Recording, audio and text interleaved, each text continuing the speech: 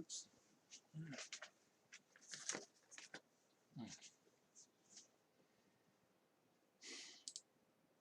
Okay. Oops, I need that back up. Okay.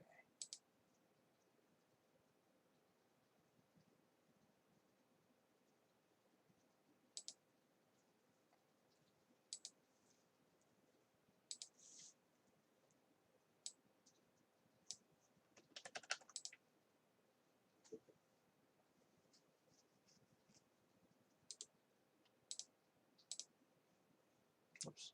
There you go.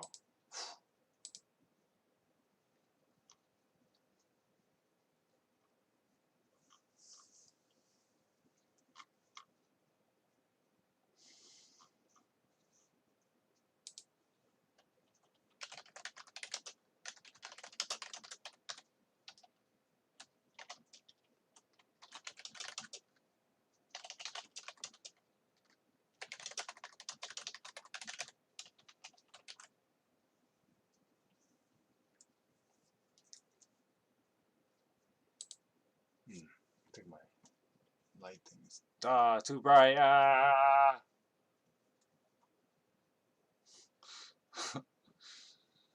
Okay.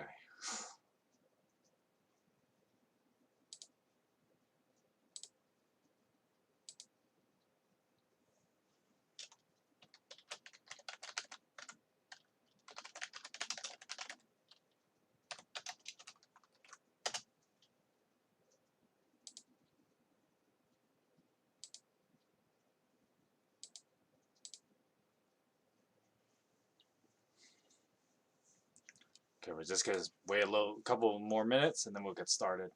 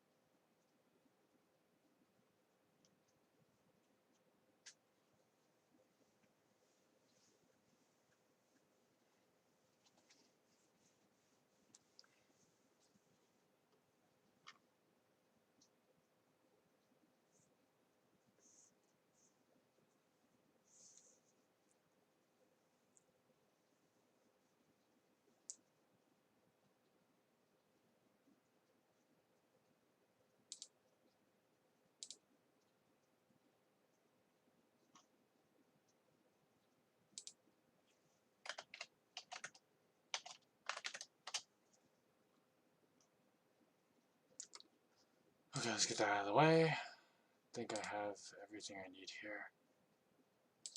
Open this up. Okay. That's better. It's a little dark. Maybe I could brighten things up a bit. Let me just give me a sec here. Alright, we're gonna get started as soon as I fix the lighting here. Too much blue? Not enough blue? I can't tell. OBS is not reliable when it comes to like gauging how much light is enough light. Okay, I know that's too much, so I have to put it back on minimum. If it's too dark, just let me know. I can always readjust the lighting. If it's too blue, not enough blue. Also, it's not sunny outside anymore because, I mean, this is Vancouver, so you expect it to be cloudy and raining a lot. So maybe in the future I'll need to fix some of my lighting in this room in general. But in the meantime, this is what we got.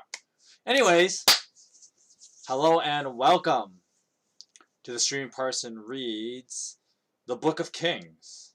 And today we are going to the rest of Solomon's arc, as I will now dub it, which goes, well, it actually started back in like what, chapter 3, but we're going to start from chapter 6, and go to the end of it, which is roughly like chapter 11, like the beginning of chapter 12. But I'll kind of not read the rest, that the beginning of chapter 12, and then have to read the rest of it, right? So we'll just read from chapter 6 to chapter 11. That's the plan for today. Which means it's going to be a bit of a longer stream today. But hey, that'll make up for last week's, which was a little bit shorter. So I think that it'll balance out nicely. Anyway, if you guys want to follow along, I'll be reading from the New International Version, or NIV. So I'll give you guys a minute to flip to it or put it up on your desktop or your Bible app or whatever. And I'm just going to start us off with a quick word of prayer before we start. So let's just bow our heads.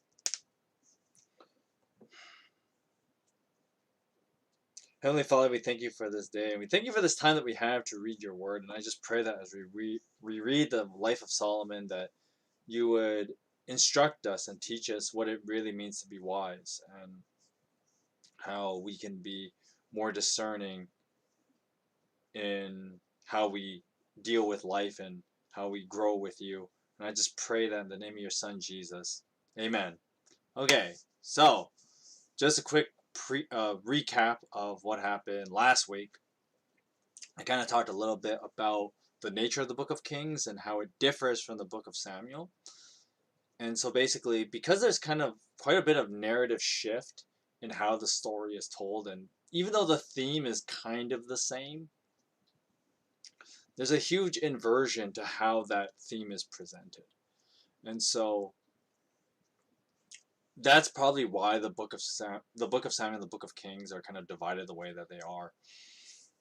Even though, like, the Book of Kings is more or less, like, the beginning of the Book of Kings was more or less the ending of 2 Samuel.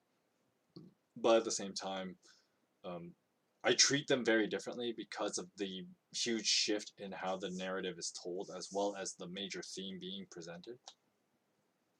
While the major theme of the Book of Kings is similar to Samuel, you know, the revelation about how only God can be king, it's not told through the revelation given to Samuel and his students, but rather that theme is played out through how Israel's history,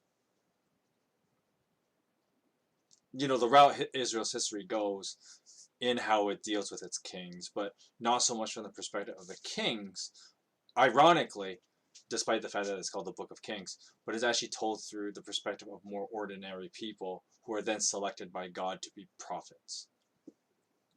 Whereas in the Book of Samuel, it was very differently presented, right? The prophet has the revelation, but the story is played out through the kings. And so, despite the fact that the book is called the Book of Samuel, named after the prophet, right? It's kind of weird that, like, those books do that, but I don't know, it's just interesting thing to think about. And of course, that's something to pay attention to as we go through the Book of Kings, about how people have to deal with, fundamentally, human beings cannot be king. Only God can be king in our lives. And how do we go about that? What is more important in the way that we live? And so that's kind of the thing to keep your eyes peeled for as we go through the Book of Kings. But as far as today's reading is concerned, we're only really going to focus on one king, and that would be Solomon. Now, Solomon, he is one of the sons of David. He's actually one of the later sons, because David actually has like a whole bunch of kids, but I mean, that's bound to happen when David has this massive harem. And so, and he's got like kids with all these women, right? So, Solomon is one of David's kids through one of his later wives, a woman named Bathsheba. And we read about her a while back when we were doing our study in 2 Samuel. And so Solomon is now king. It was decided that he would be king, and David had him officially crowned as king and all that. And at first Solomon, kind of has to do things the bloody way, dealing with some potential usurpers from his own family, i.e. one of his oldest brothers, if you will. I guess the next in line, right? And of course, one of the issues, and this is not just true in the Bible, but you find this in any kind of like story about royalty, right? Where the lines of succession, and if, you know, one person is selected to be the next ruler, even though they're technically not next in line in succession, you get this kind of how do I put it? You get this kind of conflict. Not the best word, but that's the word I'm thinking of. You get this conflict between, you know, who would be normal by the normal system, who would be next in line versus the one who was selected to be king, right? And of course, you know, we saw this back in First Samuel when we had to deal with Saul, you know, being told that, you know, God would pick a king from somewhere else versus, you know, the next, you know, Saul's son, who would naturally be the person that would next be king, right?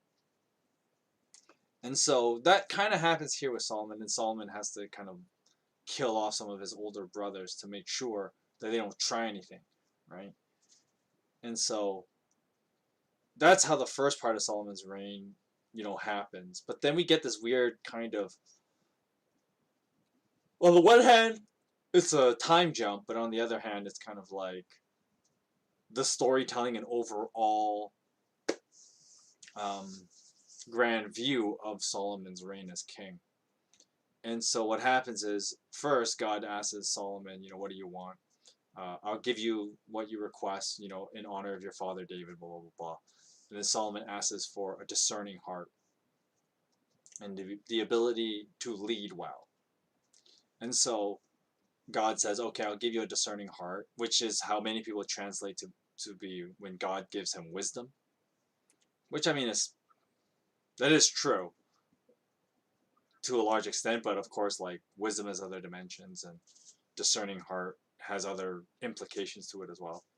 And so they're not mutually exclusive, but they're not the same thing either, right? So, like, there's obviously overlap between the two. But anyway, so God gives Solomon wisdom and the, you know, discerning heart, and then of course God gives him a whole bunch of other things like riches, power, etc. And so we kind of see this play out. You know, first Solomon is able to, like, solve, you know, certain cases for the people. Well, we only read about one. And then of course Solomon becomes ridiculously rich, right? Like, we were talking about how, like, he had like gallons of like olive oil basically that he could just give to people, right? Or he would use that as currency, right? Because he had so much of it. And then we ended off last week's reading with talking about how Solomon was going to start building the temple. And so he goes back to some old alliances that his father David had, and, you know, tries to buy out, you know, large amounts of lumber, you know, stone cutters, and later we'll see other things like the finest tailors to make like tapestries and whatever, right? Basically, he's going all out to build the temple of God. And just a little funny note that I was poking at is how ridiculously rich Solomon is, right? Like, they talk about how he gives like tons and tons of like materials of like food goods, right? Flour, olive oils, as I mentioned earlier, and other things like that. And he just gives like large amounts of this stuff for like as as payment to these other kingdoms to build the temple. And the numbers start getting ridiculous, right? And the only thing I will say to you now is that those numbers will only get more ridiculous of how rich Solomon becomes. And it was kind of this idea that, like, the Bible was getting at, you know, no one would be as great as Solomon, you know, was. This idea that, like, I guess I mean, it's hard to compare, you know, the economic equivalencies in, you know, the 21st century, but the idea that the Book of Kings is painting is that Solomon was so ridiculously filthy rich that no one before him, and apparently, supposedly, no one since him has been as rich, right? As wealthy. And I mean, when Solomon's throwing around like gallons of like oil around and stuff like that, you know, I can see why, the Bible would say that no one comes close to the kind of wealth Solomon has. And so that's kind of where we ended off. And then, of course, when we continue through the Book of Kings, he's going to first complete the temple, which I did not finish last time. And then, of course, we will see other exploits of Solomon and stuff that he does. Alrighty, so here we are starting in chapter 6 of 1 Kings.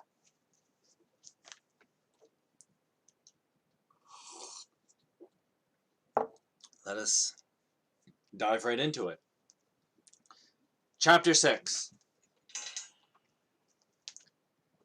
In the 418th year after the Israelites came out of Egypt, in the 4th year of Solomon's reign over Israel, in the month of Ziv, the 2nd month, he began to build the temple of the Lord. The temple that King Solomon built for the Lord was 60 cubits long, 20 wide, and 30 high. The portico at the front of the main hall of the temple extended the width of the temple, that is 20 cubits, and projected 10 cubits from the front of the temple. He made narrow windows high up in the temple walls. Against the walls of the main hall and inner sanctuary, he built a structure around the building, in which there were side rooms. The lowest floor was 5 cubits wide, and the middle floor 6 cubits, and the third 7. He made offset ledges around the outside of the temple, so that nothing would be inserted into the temple walls. In building the temple, only blocks dressed in the quarry were used, and no hammer, chisel, or any other iron tool was heard at the temple site while it was being built. The entrance to the lowest floor was on the south side of the temple. A stairway led up to the middle level, and from there to the third. So he built the temple and completed it, roofing it with beams and cedar planks. And he built the side rooms all along the temple. The height of each was 5 cubits, and they were attached to the temple by beams of cedar. The word of the Lord came to Solomon. As for the temple you are building, if you follow my decrees, observe my laws, and keep all my commandments and obey them, I will fulfill through you the promise I give to David your father. And I will live among the Israelites and will not abandon my people Israel. So Solomon built the temple and had completed it. He lined its interiors with walls of cedar boards, paneling from them the floor of the temple to the ceiling, and covered the floor of the temple with planks of juniper. He partitioned off 20 cubits at the rear of the temple with cedar boards from floor to ceiling to form within the temple an inner sanctuary, the most holy place. The main hall in front of this room was 40 cubits long. The inside of the temple was cedar, carved with gourd and open flowers. Everything was cedar, and no stone was to be seen. He prepared the inner sanctuary within the temple to set the Ark of the Covenant of the Lord there. The inner sanctuary was 20 cubits long, 20 cubits wide, and 20 high. He overlaid the inside with pure gold, and he also overlaid the altar of cedar. Solomon covered the inside of the temple with pure gold, and he extended gold chains across the front of the inner sanctuary, which was overlaid with gold. So he overlaid the whole interior with gold. Seeing a pattern here. He also overlaid with gold the altar that belonged to the inner sanctuary. Now for the inner sanctuary, he made a pair of cherubim out of olive wood, each 10 cubits high. One wing of the first cherub was 5 cubits long, and the other 5 cubits. 10 cubits from wingtip to wingtip. The second cherub also measured 10 cubits, for the 2 cherubim were identical in size and shape. The height of each cherub was 10 cubits. Now he placed the cherubim inside the innermost room of the temple, with their wings spread out. The wing of one cherub touched one wall, while the wing of the other touched the other wall, and their wings touched each other in the middle of the room. Now he overlaid the cherubim with gold. Now on the walls all around the temple, in both the inner and outer rooms, he carved cherubim, palm trees, and open flowers. He also covered the floors of both the inner and outer rooms of the temple with gold. For the entrance to the inner sanctuary, he made doors out of olive wood, and were 1/5 of the width of the sanctuary. And on the 2 olive wood doors, he carved cherubim, palm trees, and open flowers, and overlaid the cherubim and palm trees with hammered gold. In the same way, for the entrance in the main hall, he made door frames out of olive wood that were 1/4 of the width of the hall. He also made 2 doors out of juniper wood, each having 2 leaves that turned into the sockets. He carved cherubim, palm trees, and open flowers on them, and overlaid them with gold hammered evenly over the carvings. And he built the inner courtyard of 3 courses of dressed stone,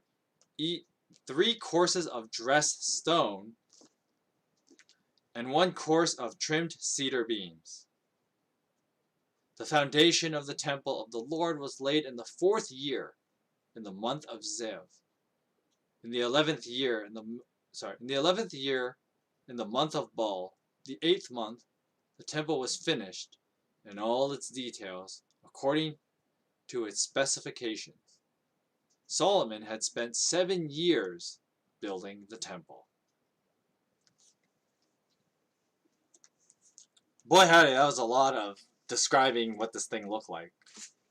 So I'm just going to whip up a quick image, because maybe a visual aid will help you.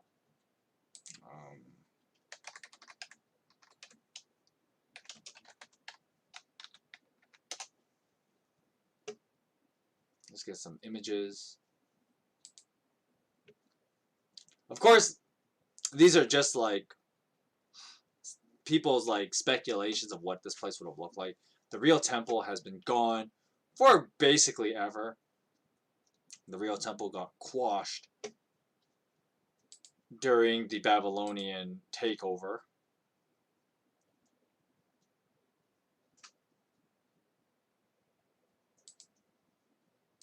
I just have the image.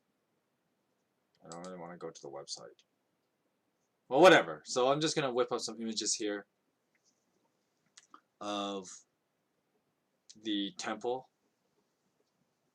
And so here's one person's interpretation of what it would have looked like. There's obviously stuff here that we haven't covered yet, like this thing. With the cows and the golden bowls. But, I mean, if everything was overlaid with gold, which is just like, kind of shows how ridiculously rich Solomon would have been. Basically, like, gold is no item to this guy if he's, like, inlaying everything with gold. So here's a pretty good model to look at here. Whoops. Over here. So basically, you have this huge court. There's this central pyre here that would be used for all the animal sacrifices. Then here is the other part of the temple used for like the service of the Levites and the priests and so on. And inside of that would have been another place called the most holy place, or the Holy of Holies, as many people refer to it as.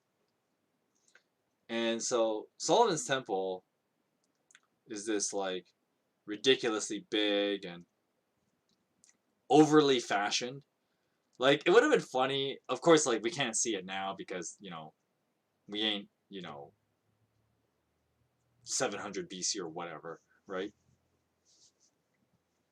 Probably a little before that, but you get the idea. We're not back then, right? So we can't compare like what Solomon's temple would have looked like compared to like the surrounding area, because I mean, then again, the as we read in scripture, apparently like gold was no item to these people. So maybe everybody had like houses inlaid with like gold on the outside or something like that.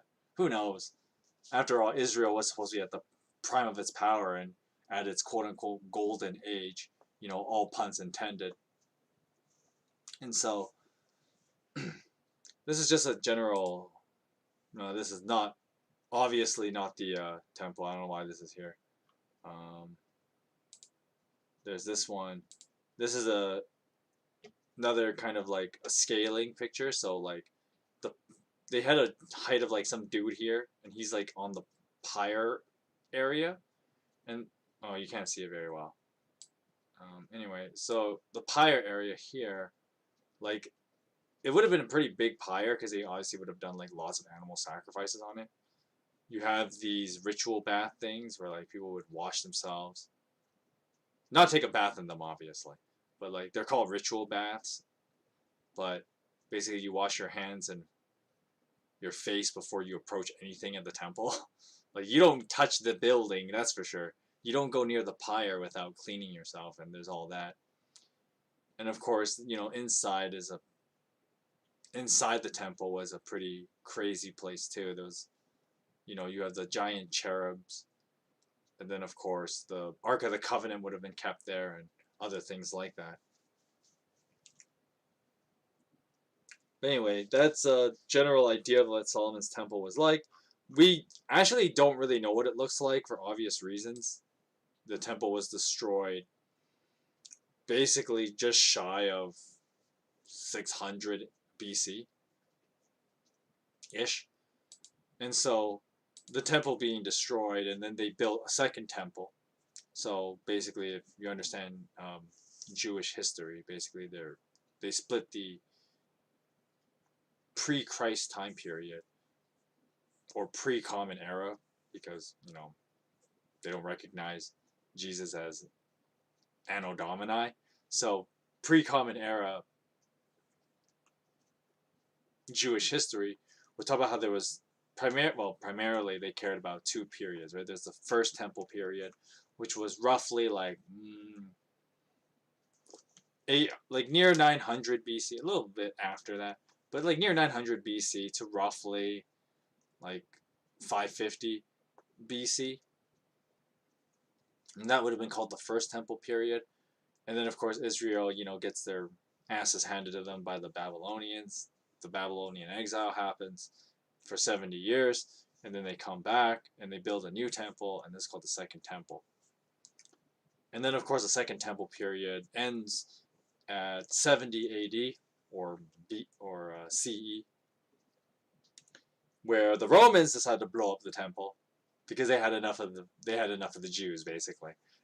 And so because of course like during the first century there was even before the first century, but the first century saw an increase of rebellions from the Jews, and then the Romans got tired of it, so they went to go blow up Jerusalem. Basically, is what happened.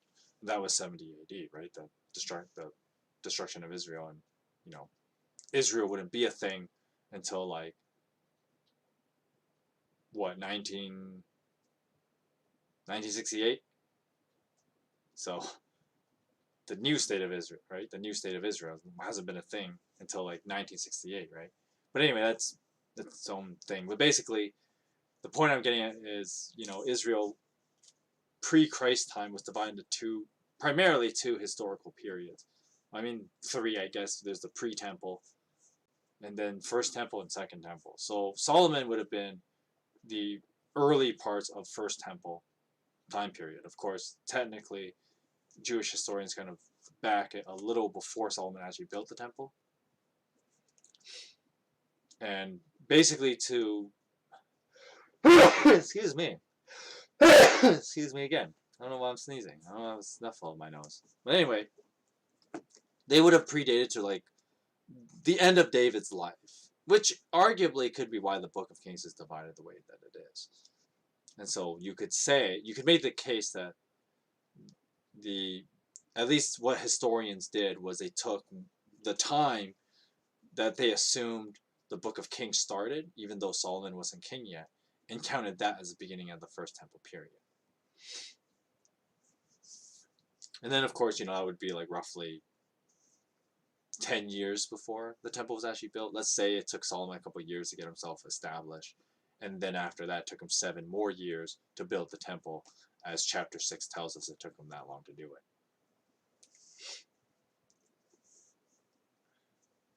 Not much else to really say, other than how ridiculously expensive this place must have been to build.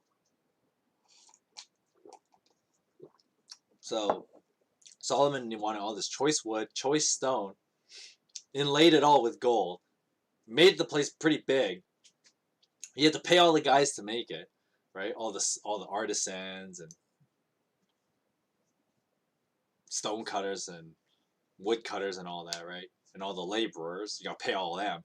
And then you gotta pay off like other people not to bother you during this time, right? Because 7 years is a long time on this building project. And then of course, how to deal with like the people in Jerusalem and clearing out land for the temple and all that. Like, it's more than just the stuff that he used, but all that other criteria that needs to be met as Solomon builds up this temple, right? And so this thing must have been ridiculously expensive to build, right? I mean, just think about like how the Bible emphasizes how everything is covered in gold, right?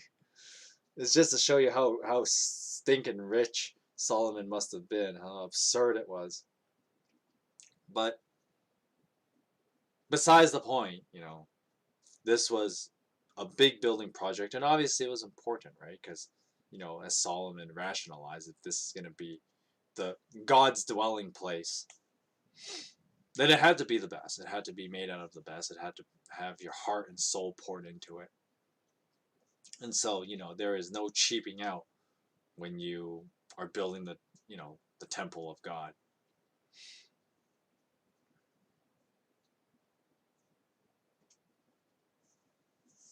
Anyway, so yeah, this is chapter 6 telling us how ridiculously expensive and big this thing is. This is a cool little like couple like things that happen in it. He's put some cool angels in it, and the Ark of the Covenant is later kept there.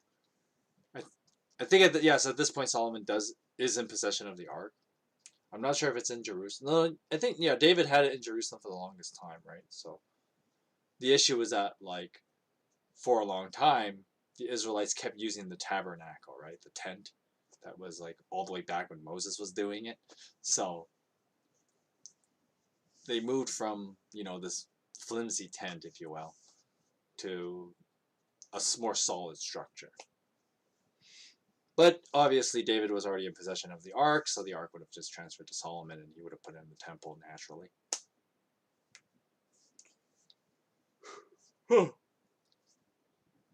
And so yeah, that's chapter 6.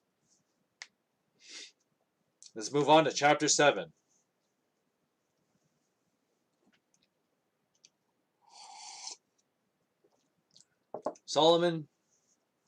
It took Solomon 13 years, however, to complete the construction of his palace. He built the palace of the forests of Lebanon 100 cubits long, 50 wide, and 30 high, with 4 rows of cedar columns supporting trimmed cedar beams.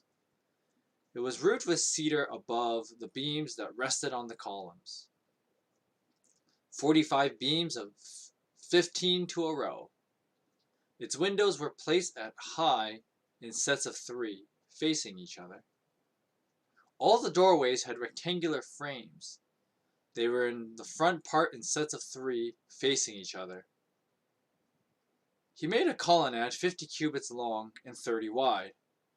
In front of it was a portico, and in front of that were pillars and an overhanging roof. Now Solomon built the throne hall, the Hall of Justice. That's a cool thing to call it. Not the same one the Justice League live in, though. Where he was the judge, and he covered it with cedar from floor to ceiling. And the place in which he was to live set further back, similar in design. Solomon also made a palace like this hall for Pharaoh's daughter, whom he had married. All these structures, from the outside to the great courtyard, and from foundation to eaves, there were made blocks of high-grade stone, cut to size and smoothed on their inner and outer faces. The foundations were laid with large stones of good quality, some measuring 10 cubits and some 8. And above them were high-grade stones cut to size with cedar beams. The great courtyard was surrounded by a wall of 3 courses of dressed stone and 1 course of trimmed cedar beams, as was the inner courtyard of the temple of the Lord with its portico. Now King Solomon sent to Tyre and brought Huram, whose mother was a widow from the tribe of Naphtali, and whose father was from Tyre, and a skilled craftsman in bronze. Huram was filled with wisdom, with understanding, and with knowledge to do all kinds of bronze work. He came to King Solomon and did all the work assigned to him. Now he cast, Huram, 2 bronze pillars, each 18 cubits high and 12 cubits in circumference. He also made 2 capitals of cast bronze to set on the tops of the pillars. Each capital was 5 cubits high. A network of interwoven chains adorned the capitals on top of the pillars, 7 for each capital. Now he made pomegranates in 2 rows, encircling each network to decorate the capitals on top of the pillars. Solomon did the same for each capital. The capitals on top of the pillars in the portico were in the shape of lilies, 4 cubits high. Now on the capitals of both pillars, above the bowl-shaped part next to the network, there were 200 pomegranates in rows all around. He erected the pillars at the portico of the temple. The pillar to the south he named, I'm going to say Yakin. I know somebody says, but that's J, Michael. It should be Jockin. But I think it's actually pronounced Yakin. And the one to the north, Boaz. The capitals on top were in the shapes of lilies, and so the work on the pillars was completed. So he made the sea of... Verse 23, let me try that again. He made the sea of cast metal, circular in shape, measuring 10 cubits from rim to rim and 5 cubits high. It took a line of 30 cubits to measure around it. Below the rim, gourds encircled it, 10 to a cubit. The gourds were cast in 2 rows in one piece with the sea. The sea stood on 12 bulls, as in cows, 3 facing north, 3 facing west, and 3 facing south, and 3 facing east. You saw that in the image earlier, the first image of the temple that I posted up, and it had like that weird thing with the cows. Yeah, that's what we're talking about here. The sea, verse 26. It was a handbreadth in thickness, and its rim was like the rim of a cup, like a lily blossom. And it held 2,000 baths. It's a lot of water.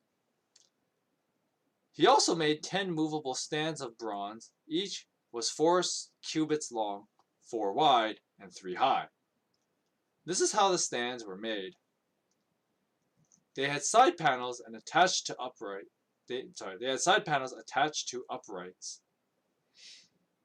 On the panels between the uprights were lions, bulls, and cherubim. One is not like the other. And on the uprights as well, above and below the lions and bulls, were wreaths of hammered work. Each stand had 4 bronze wheels with bronze axles, and each had a basin resting on 4 supports, cast with wreaths on each side. On the inside of the stand there was an opening that had a circular frame 1 cubit deep. This opening was round, and with its base work it measured 1.5 cubits. Now around its opening there were engravings. The panels of the stands were square, not round, and the 4 wheels were under the panels, and the axles of the wheels were attached to the stand. The diameter of each wheel was 1.5 cubits. The wheels were made like chariot wheels. The axle rims, spokes, and hubs were all cast metals.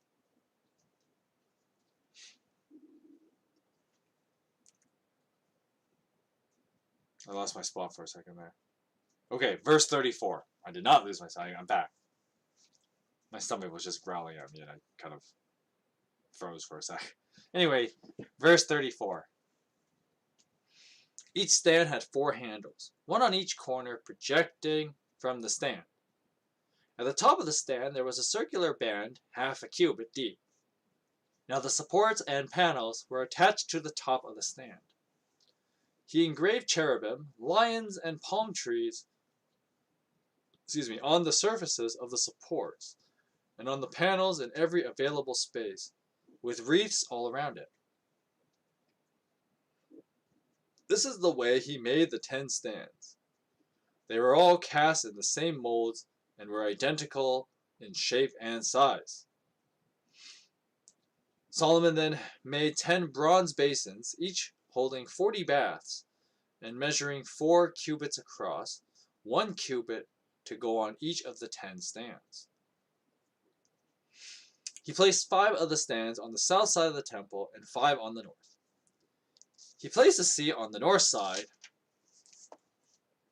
at the southeast corner of the temple. He then also made the pots and shovels and sprinkling bowls. So Hiram finished all the work he had undertaken for Solomon in the temple of the Lord. Now the 2 pillars, the 2 bowl-shaped capitals on top of the pillars, the 2 set of network decorating the 2 bowl-shaped capitals on top of the pillars, the 400 pomegranates for the 2 sets of network, 2 rows of pomegranates for each network decorating the bowl-shaped capitals on top of the pillars, the 10 stands with their 10 basins, and the sea and the 12 bowls under it, the pots, shovels, and sprinkling bowls, all of these objects that Hiram made for King Solomon for the temple of the Lord were of burnished bronze. Give me a sec here. Okay, alright. Right here. Okay. Okay. Hey, Mischief, say hi. You're interrupting reading time, but hello. Say hello. Hi. Okay, there you go.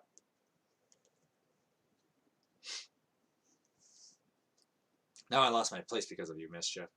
Let me just, Okay, verse 45. The pots, the shovels, and the sprinkling bowls. Now all these objects that Hiram made for King Solomon for the temple of the Lord were of burnished bronze. Now the king had them cast in clay molds in the plain of the Jordan between Succoth and Zerathon. Solomon left all these things unweighed because there were so many. The weight of the bronze was not determined. I mean, when you have to build that much stuff out of bronze, I'm sure they just decided to stop caring because of how much it was. Now verse 48. Solomon also made all the furnishings that were in the Lord's temple. The golden altar, The golden table of which the bread of the present was placed, the lampstands of pure gold, 5 on the right, 5 on the left, in front of the inner sanctuary, so 10 in total. The gold floral work and lamps and tongs, the pure gold basins, wick trimmers, sprinkling bowls, dishes, and censers, I assume they're all made of gold, and the gold sockets for the doors of the innermost room, the most holy place, and also for the doors of the main temple, the main hall of the temple. Now when all the work of King Solomon had been done for the temple, it was finished. So Solomon brought in the things his father David had dedicated, the silver and gold and the furnishings, and he placed them in the treasures of the Lord's temple. The treasuries of the Lord's temple. Boy howdy, this place is expensive, right? Because, got all this burnished bronze that they lost count of how much they were using. They decided, we're not gonna count anymore because we're just using a lot. But we have so much metal anyway, so I guess it's not a big deal. And of course, more stuff laden with gold. What else is new?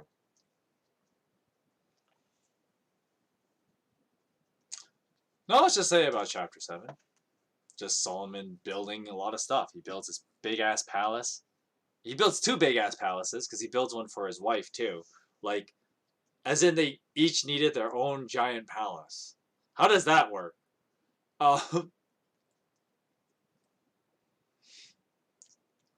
Because, isn't the point that they're supposed to live together? But if each one has this huge palace that's roughly the same size, if not slightly bigger than the temple itself. So imagine that, right? You build this big temple for God, and then you decide you're going to build 2 houses, basically, slightly bigger than the temple, one for you and one for your wife.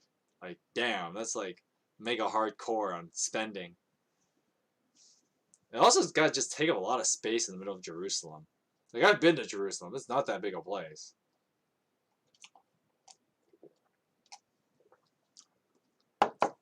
Then again, you also don't have to cram, well over 1 million people in that small area, so there's that.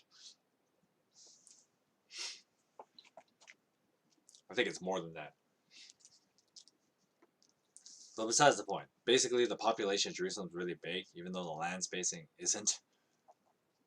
It's a miracle that they can fit that many people there, really. I guess, it's not that different from, if you go to a place like Tokyo or something. But this is the ancient world we're talking about, and it probably wasn't as ridiculous. Alrighty, so. Moving on. Chapter 8, because I don't have much else to say about Chapter 7, really. You done yet? You gonna sit down now? You gonna sit? Okay, sit down. This will probably happen more often in streams. My cat will sit on my lap because I guess it's like in Vancouver there are 2 seasons. There's summer and there's winter. There's no in between. So now that it's winter, more or less, technically fall is just starting, but it gets really cold pretty quickly.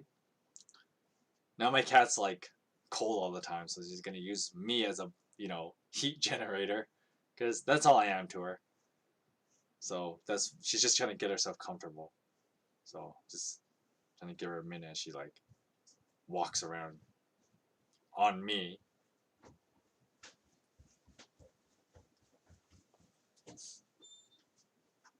Anyway, so you okay? You okay, cat? You done? Hey. Why do you do weird things like that? Okay. I think she's done. Okay. Chapter 8. Then King Solomon summoned into his presence at Jerusalem the elders of Israel, all the heads of the tribes and the chiefs of the Israelite families, to bring up the ark of the Lord's covenant from Zion, the city of David. And all the Israelites came together to King Solomon at the time of the festival in the month of Ethanim, Ethanim, the 7th month.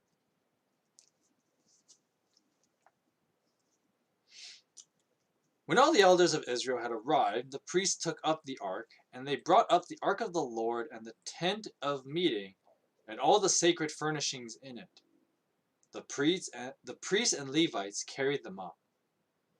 And King Solomon and the entire assembly of Israel that had gathered around him were before the ark, sacrificing so many sheep and cattle that they could not be recorded or counted. Damn, that's a lot of blood. Now the priests Then the priests brought the ark of the Lord's covenant to its place in the inner sanctuary of the temple, the most holy place, and put it beneath the wings of the cherubim. The cherubim spread their wings over the place of the ark and overshadowed the ark and its carrying poles. These poles were so long that their ends could not be seen from the holy place, in front of the inner sanctuary, but not from outside the holy place, and they are still there today. Today as in like the way that the guy's writing this. Obviously not today. In 2021, but that should be obvious.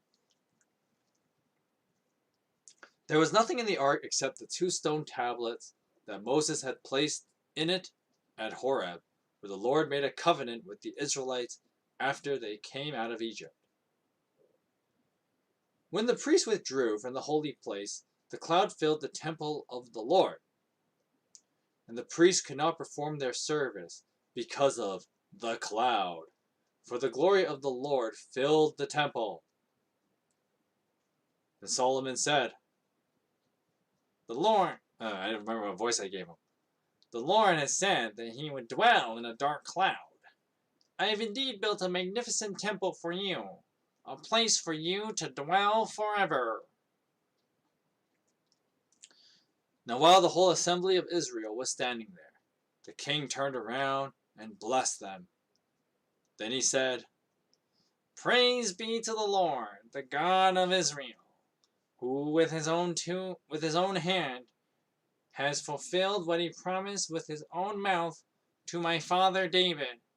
For he said, 'Since the day I brought my people out of Egypt, I have not chosen a city in any tribe of Israel to have a temple built, so that my name might be there. But I have chosen David to rule my people Israel.' My father David had it in his heart to build a temple for the name of the Lord, the God of Israel. But the Lord said to my father David, 'You did well to have it in your heart to build a temple for my name. Nevertheless, you are not the one to build the temple, but your son, your own flesh and blood. He is the one who will build the temple for my name.' The Lord has kept the promise he made. I have succeeded David my father, and now I sit on the throne of Israel, just as the Lord promised. And I have built the temple for the name of the Lord, the God of Israel. I have provided a place there for the ark, in which is the covenant of the Lord that he made with our ancestors when he brought them out of Egypt."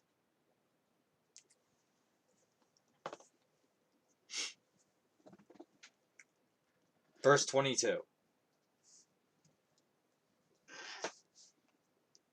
Then Solomon stood before the altar of the Lord in front of the whole assembly of Israel, spreading out his hand toward heaven, and said, okay, this is still Solomon talking. "Lord, the God of Israel, there is no God like you in heaven above or on earth below. You who keep your covenant of love with your servants, who continue wholeheartedly in your way. You have kept your promise to your servant David my father with your mouth. You have promised, and with your hand you have fulfilled, as it is today. Now, Lord, the God of Israel, keep for your servant David my father the promise you made to him when you said, you shall never fail to have a successor to sit before me on the throne of Israel. If only your descendants are careful in all they do to walk before me faithfully as you have done.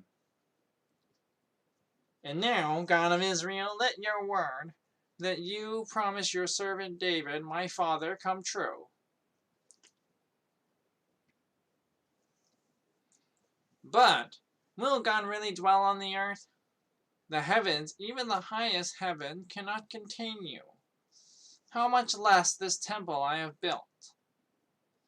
Yet give attention to your servant's prayer and his plea for mercy, Lord my God.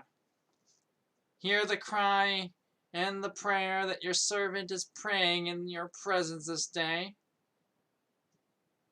May your eyes be open toward this temple night and day, this place of which you said, my name shall be there, so that you will hear the prayer your servant prays toward this place. Hear the supplication of your servant and your people of Israel when they pray toward this place. Hear from heaven your dwelling place, and when you hear, forgive. When anyone wrongs their neighbor and is required to take an oath, and they come and swear the oath before your altar in this temple, then hear from heaven and act. Judge between your servants, condemning the guilty by bringing down on their heads what they have done, and vindicating the innocent by treating them in accordance with their innocence.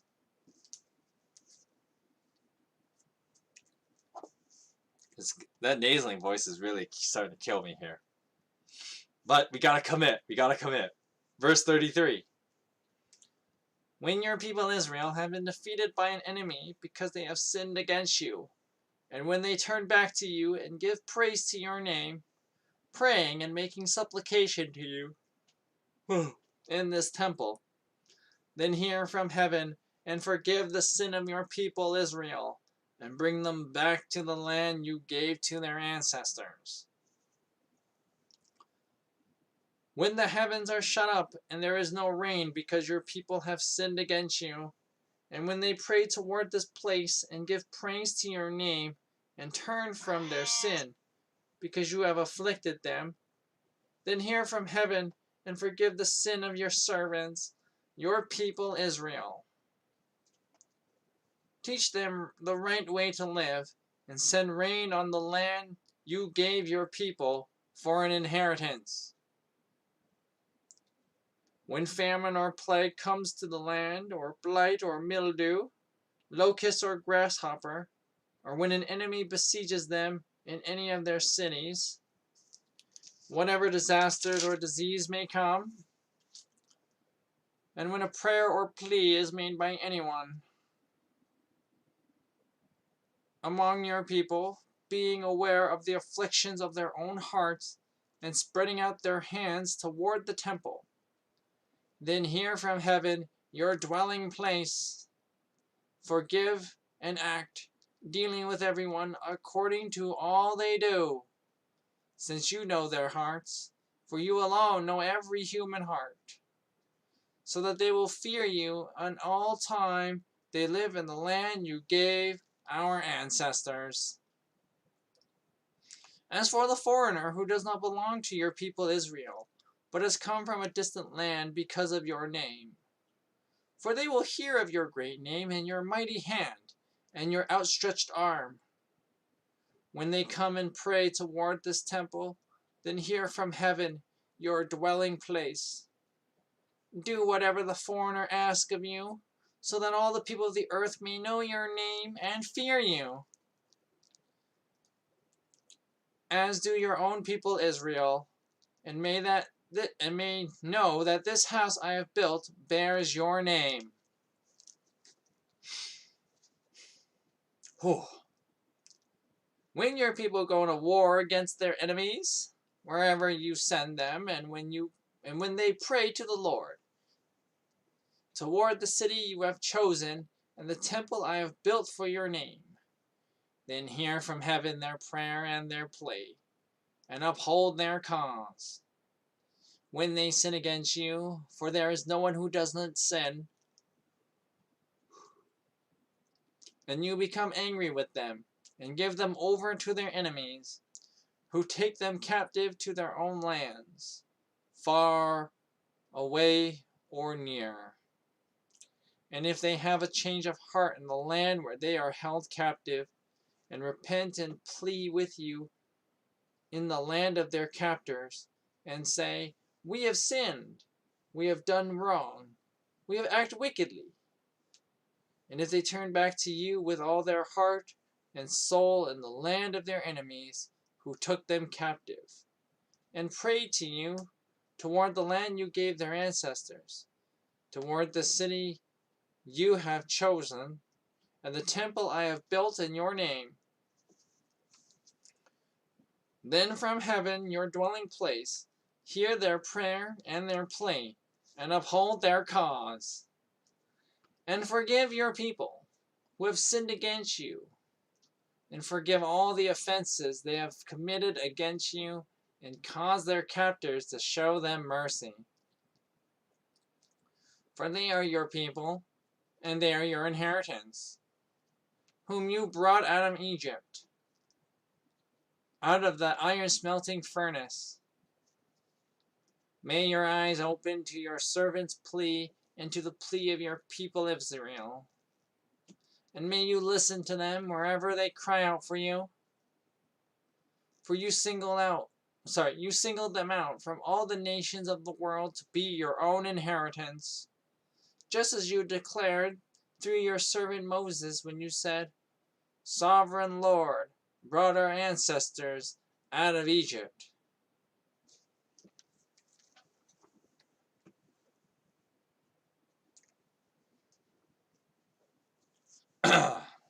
So when Solomon had finished all these prayers and supplications to the Lord, he rose from before the altar of the Lord, where he had been kneeling with his hands spread out toward heaven. He stood and blessed the whole assembly of Israel in a loud voice, saying, Praise be to the Lord, who has given rest to his people Israel, just as he promised. Not one word has failed of all the good promises he gave through his servant Moses. Now may the Lord our God be with us, as was with our ancestors, and may he never leave us nor forsake us. May he turn our hearts to him, to walk in obedience to him and keep the commands, decrees, and laws he gave our ancestors. And may these words of mine, which I have prayed before the Lord, be near to the Lord our God day and night, that he may uphold the cause of his servant and the cause of his people Israel, according to each day's need, so that all the peoples of the earth may know that the Lord is God, and that there is no other. And may your hearts be fully committed to the Lord our God, to live by his decrees and obey his commands, as at all times. Then the king and all Israel with him offered sacrifices before the Lord. Solomon offered a sacrifice of fellowship offerings to the Lord, 22,000 cattle and 120,000 sheep and goats. So the king and all the Israelites dedicated the temple to the Lord. On the same day, the king consecrated the middle part of the courtyard in front of the temple of the Lord. And there he offered burnt offerings, grain offerings, and the fat of the fellowship offerings, because the bronze altar that stood before the Lord was too small to hold the burnt offerings, the grain offerings, and the fat of the fellowship offerings. So Solomon observed the festival at that time, and all Israel with him. A vast assembly, people from Lebo-Hamath to the Wadi of Egypt. And they celebrated it before the Lord our God for 7 days, and 7 days more, 14 days in all. On the following day he sent the people away. They blessed the king and then went home, joyful and glad in heart for all the good things the Lord had done for his servant David and for his people, Israel. That was a very, very taxing read.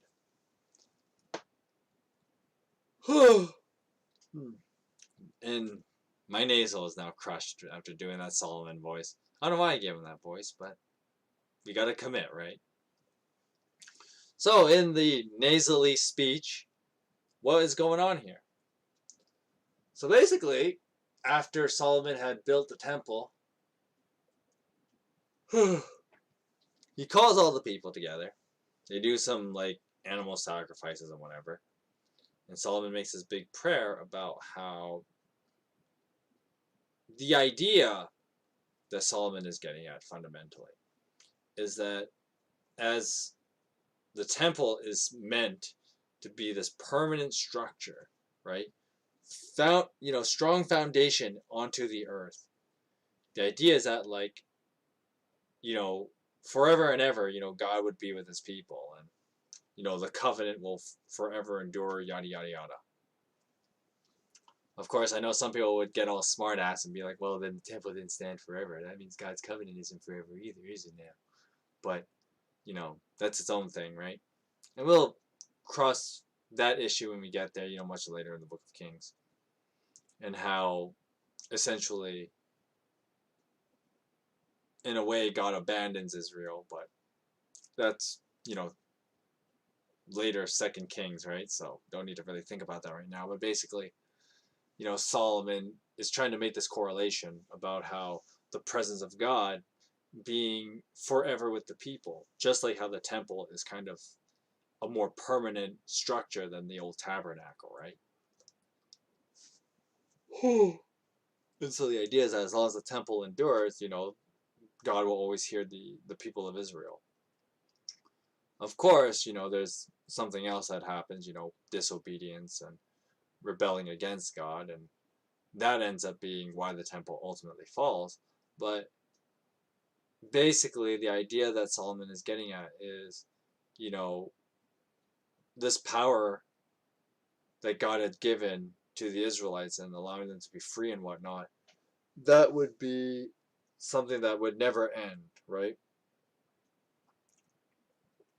And so that's kind of the general idea of this prayer that Solomon gives, that the reign would never end, right? And that Israel would forever be a superpower. But history tells us that's not how things go down, right? So,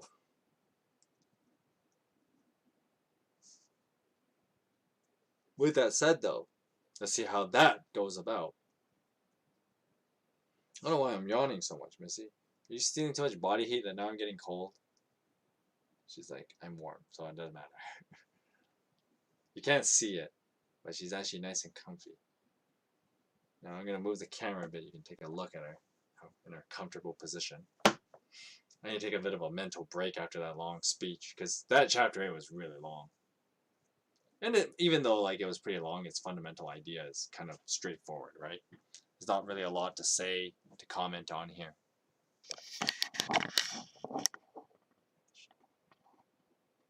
There. Oh. That's comfy. Where it's warm. My lap.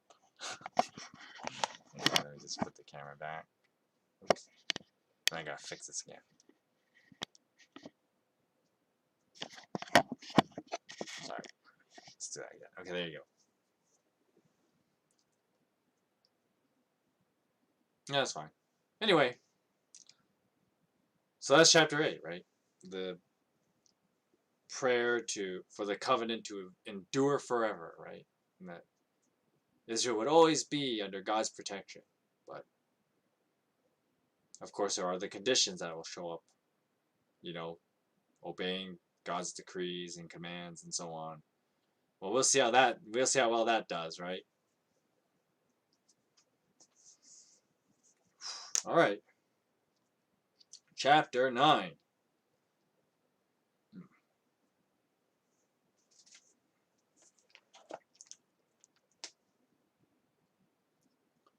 When Solomon had finished building the temple of the Lord and the royal palace, and had achieved all that he desired to do, the Lord appeared to him a second time, as he appeared to him at Gibeon.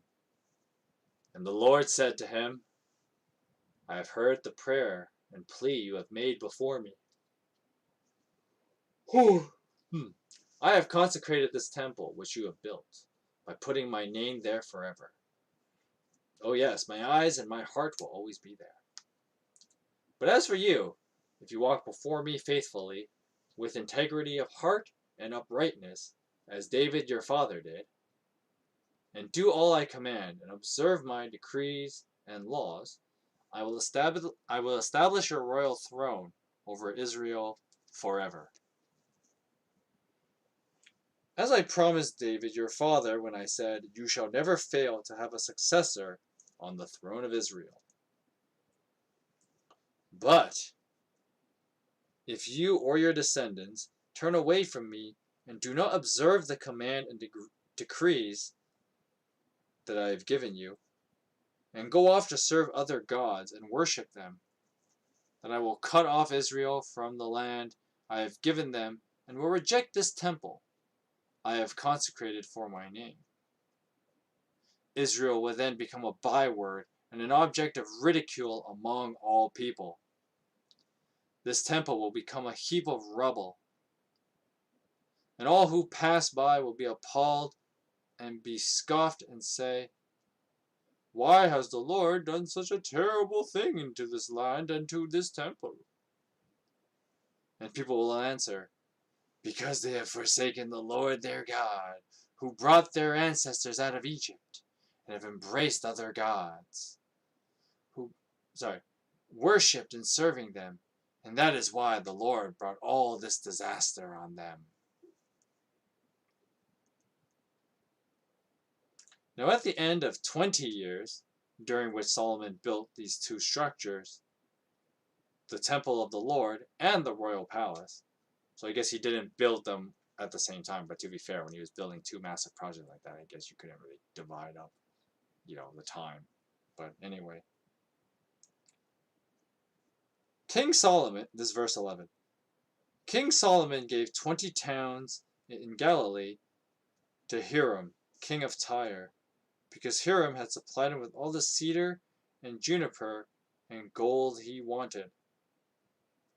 But when Hiram went from Tyre to see the towns that Solomon had given him, he was not pleased with them. What kind of towns are these that you have given to me, brother? He asked. And he called them the land of Cabal, a name they have to this day. Now Hiram had sent to the king 120 talents of gold. And verse 14, is it? Or sorry, note D says, apparently this 120 talents would have been 4.5 tons, or about 4 metric tons of gold. I mean, just sure, gold is heavy, so it's not as like large piles of gold as you think it is, but like 4 tons, that's still like quite a bit of weight. That's still quite a large amount of gold needed to weigh 4 tons. And so the fact that Solomon's like, okay, here's compensation money, I guess, because you didn't like the towns. Here's some like ridiculous amount of money. Now leave me alone. I mean, 4.5 tons of gold has got to be pretty sweet. I'm sure like Hiram could probably live off for the rest of his life on that gold. I'm sure most of us could probably live the rest of our lives on that kind of gold.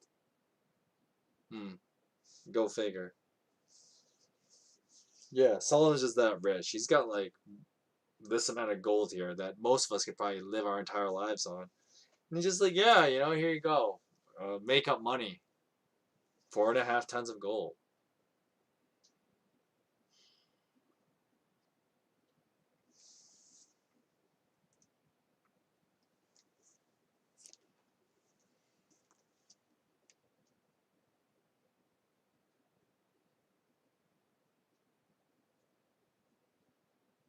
Alright, verse 15. Gotta power through this. I'm getting a little sleepy for some reason. Verse 15. Here's the account of the forced labor King Solomon conscripted to build the Lord's temple, his own palace, and the terraces, the wall of Jerusalem, and Hazar, Megiddo, and Gezer. Pharaoh, king of Egypt, had attacked and captured Gezer. He had it set on fire, and he killed its Canaanite inhabitants, and then gave it as a wedding gift to his daughter, Solomon's wife. What a dick move. And Solomon rebuilt Gezer. He built up lower Beth Horon, Baalath, and Tadmor in the desert. Now within his land, as well as his store cities, the towns for his chariots and for his horses. Whatever he desired to build in Jerusalem, in Lebanon, and throughout all the territory he ruled. So yeah, Solomon has lots of manpower too. This guy's just straight up loaded.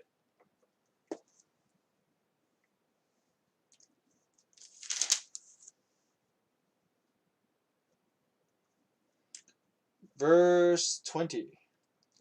Now there were still people left from the Amorites, Hittites, Perizzites, Hivites, and the Jebusites. Now these people were not Israelites. Solomon conscripted and descendants of all these people remaining in the land, whom the Israelites could not exterminate, to serve as slave labor, as it is to this day.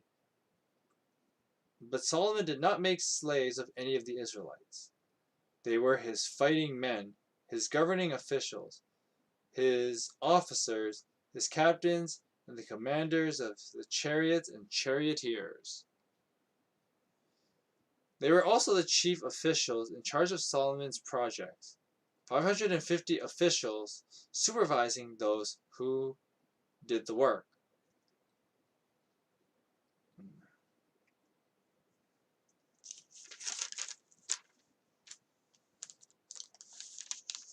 Come on, I can make it to chapter. I can make it to the end of chapter 11. We can do this, guys. We can do this. I'm starting to fade, but I think we can make it. I guess I didn't get to sleep enough last night. I thought I slept quite a bit, but I guess I'm tired again. I mean, to be fair, it's like when you're at like, I mean, there's a reason why people take a nap at 4 o'clock in the afternoon. It's because, like, let's say you go to sleep around midnight, wake up around 8, and 4 o'clock is like, 8 hours. That's basically the equivalent of how much you've slept. And so, normally by that point, you've. Now, I know that's pretty luxurious compared to other people who have to, like, work longer or whatever, but 8 hours in, and you're like, man, there goes all the energy from the hours I went when I was sleeping, right? Because 1 hour of sleep is roughly 1 hour awake, right? So, but then of course we as a that wouldn't actually work in real life, because then the minimum requirement would be that we sleep 12 hours a day and be awake for 12 hours. But that's why 16-hour days feel so long, right? But anyway, I'm rambling. Verse 24. So after Pharaoh's daughter had come up from the city of David to the palace Solomon had built for her, he constructed the terraces. 3 times a year, Solomon sacrificed burnt offerings and fellowship offerings on the altar he had built for the Lord, burning incense before the Lord along with them, and so fulfilled the temple obligations. Now King Solomon had also built ships at Ezion Geber, which is near Elath in Edom, on the shore of the Red Sea. And Hiram sent his men, sailors who knew the sea, to serve in the fleet with Solomon's men. They sailed to Ophir and brought back 420 talents of gold, which they delivered to King Solomon. So if 120 talents, if it's 120 talents is roughly 4 tons of gold, we're doing like 3.5 times. So what do we got, like near 15 tons of gold?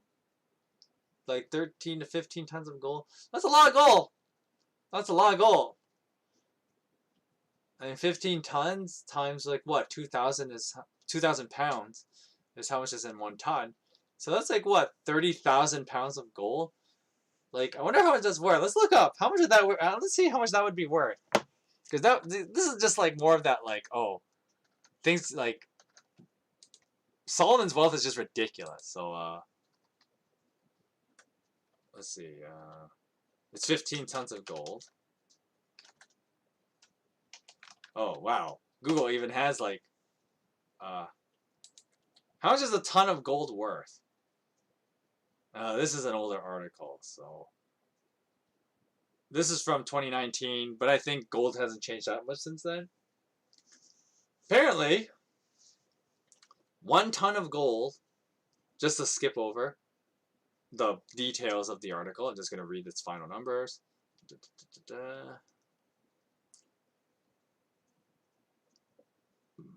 Okay, so referring to physical metals, a ton of reference, a metric ton refers to a metric ton. Blah, blah, blah.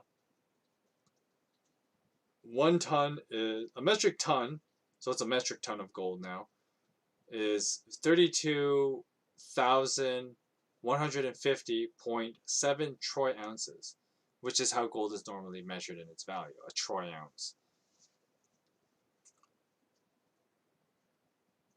Let's see.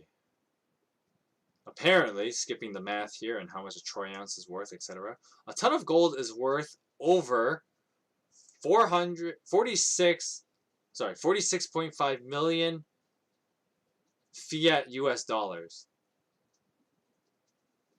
So yeah, these guys just straight up bring Solomon like, this is 1 ton of gold. This is 1 ton of gold. So these guys straight up brought like 15 tons of this stuff. So let's round up to 40. Well, no, we can. I think it's easy enough, man. Where's my calculator? Because I can't do this number off the top of my head. 46.5 times 15. So that is $697.5 million is basically what these guys brought Solomon. Like, that's just straight up like, you know, storing up the fat houses, you know, like that's big money. That's money most of us will never ever see in our lives. That's, well, yeah, almost $700 million in gold. Just brought to Solomon one day. Here you go. $700 million in gold.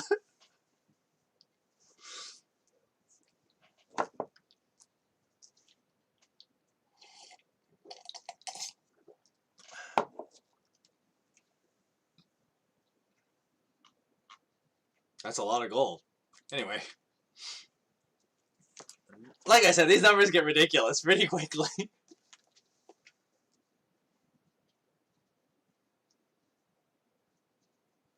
Oh, that was the end of chapter 9. Okay.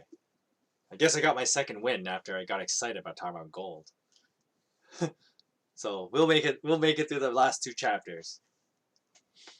So nothing else really to say about, you know, Solomon's exploits. He's just super rich. He has all these like, I mean, if he's rocking, you know, he pillages basically. Well, not pillage. Where does he get this money from?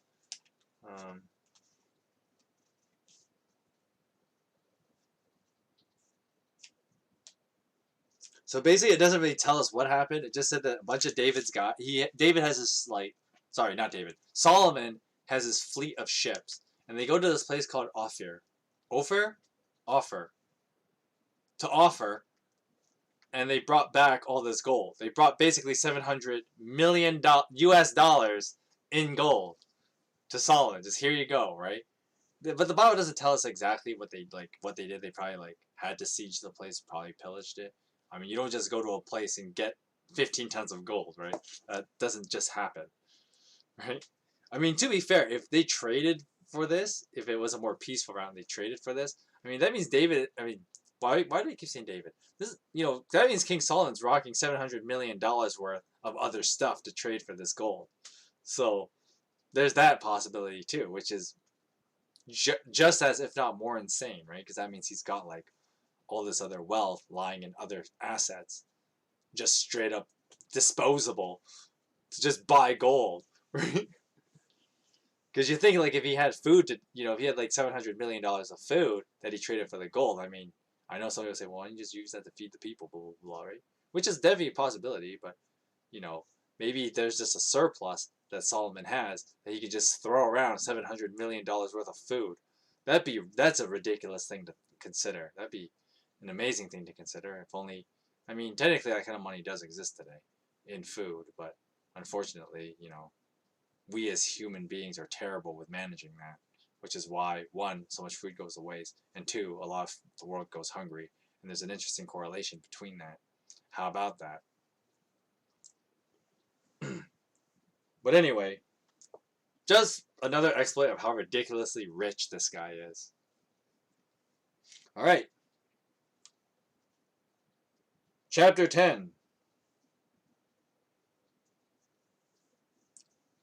Now when the Queen of Sheba heard about the fame of Solomon and his relationship to the Lord, she came to test Solomon with hard questions. And arriving at Jerusalem with a very great caravan, with camels carrying spices, large quantities of gold and precious stones, she came to Solomon and talked with him about all that she had on her mind. Solomon answered all her questions, and nothing was too hard for the king to explain to her.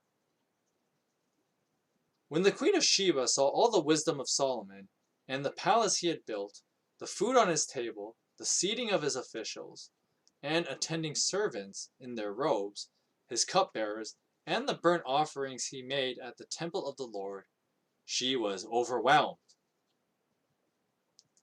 So she said to the king, "The reports I heard in my own country about your achievements and your wisdom is true. But I did not believe these things until I came and saw with my own eyes. Indeed, not even half was told to me. In wisdom and wealth you have far exceeded the report I heard. How happy your people must be! How happy your officials who continually stand before you and hear your wisdom! Praise be to the Lord your God, who has delighted in you and placed you on the throne of Israel. Because of the Lord's eternal love for Israel, he has made you king to maintain justice and righteousness." And then she gave the king 120 talents of gold, so that 4.5 to 4 metric tons of gold. So she gave 120 talents of gold, large quantities of spices, and precious stones. Never again were so many spices brought in as those the Queen of Sheba gave to King Solomon. Now Hiram's ship brought gold from Ophir, and we already covered this, and from there they brought great cargoes of almug wood and precious stones. The king used the almug wood to make supports for the temple of the Lord and for the royal palace, and made harps and lyres for the musicians. So much almug wood has never been imported or seen since that day. Now King Solomon gave the Queen of Sheba all she desired and asked for, besides... I knew it. Not here though. Oh, so it's not too terrible yet. I know. It may slow down soon, I hope. Hey, what's Carl's middle name? Christopher. Oh, yeah, oh, yeah.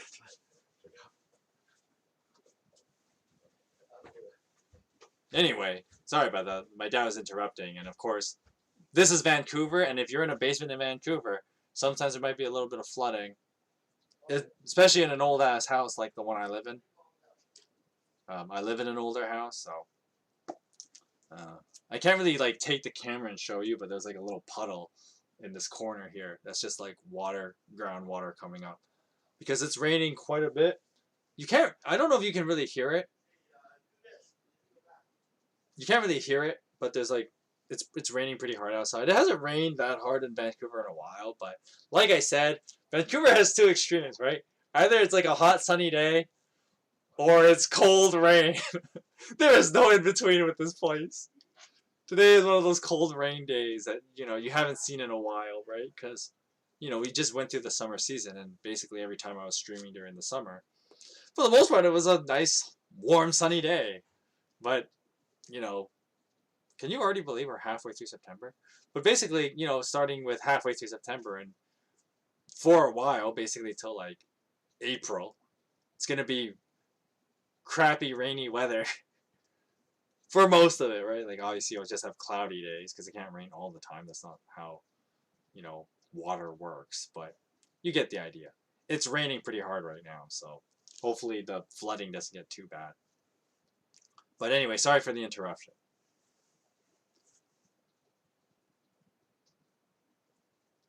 So, verse 13 of chapter 10. So King Solomon gave the Queen of Sheba all she desired for, besides what he had given her out of his royal bounty. Then she left and returned with her retinue, her entourage basically, to her own country. Retinue, that's a word you don't read every day. I'm like, what's that? A retinue is basically your entourage. An entourage, like a group of your people that follow you. That's what a retinue is. It's another word for entourage. Which I love how the Bible uses that word, basically, to express the people following the Queen of Sheba, right? She's like a diva kind of queen, right? She's got this straight-up entourage following her around. Which sounds awesome. Like, when you think about it, like, that's awesome. But anyway, I sidetracked. Verse 14.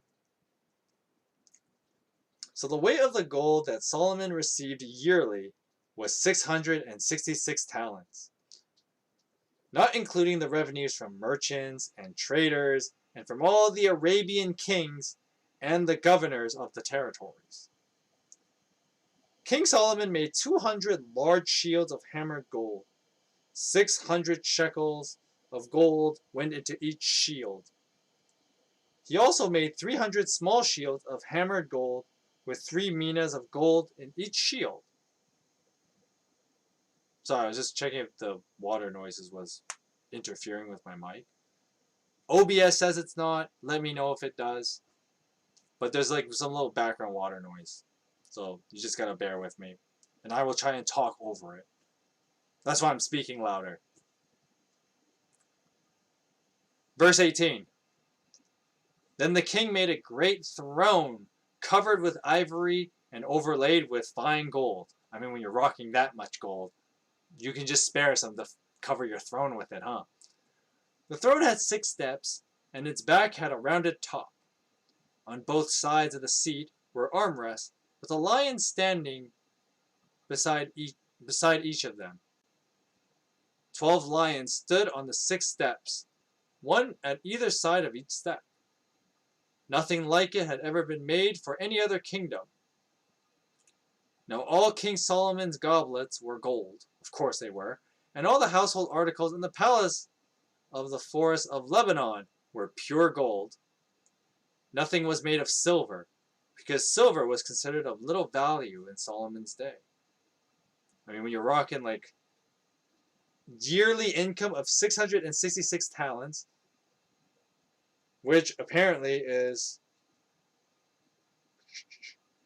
25 or 25 or about 23 metric tons of gold. If you're making that much a year, we got to do a math calculation on that, but we'll finish the chapter first. When the king made a great throne covering with ivory overlaid with fine gold. I'm sorry, let me skip ahead. This is verse 20.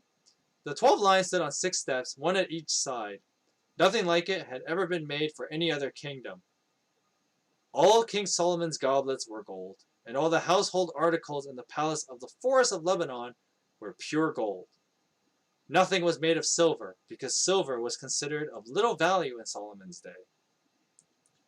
The king had a fleet of trading ships at sea, along with the ships of harem. Once every 3 years it returned, carrying gold, silver, and ivory, and apes and baboons. Those are very different from everything else, but anyway. King Solomon was greater in riches and wisdom than all the other kings of the earth. The whole world sought audience with Solomon to hear the wisdom God put in his heart. Year after year, everyone who came brought a gift: articles of silver and gold, robes, weapons, spices, horses, and mules.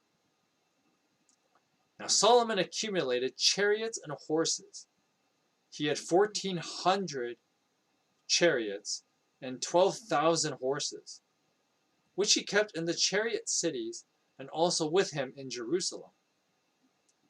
The king made silver as common in Jerusalem as stone, and cedar as plentiful as sycamore fig trees in the foothills.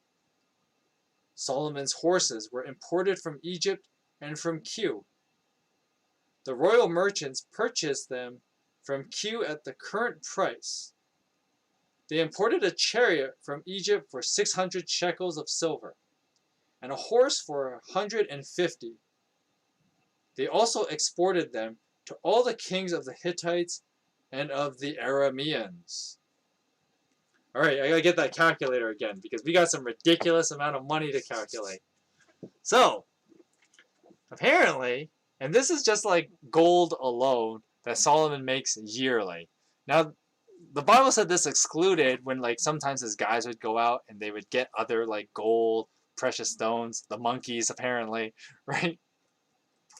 So, this is just on, like, a quote-unquote yearly income, whatever that means. Maybe I assume it means, like, Solomon was doing trading with, like, the other nations. Obviously, he did.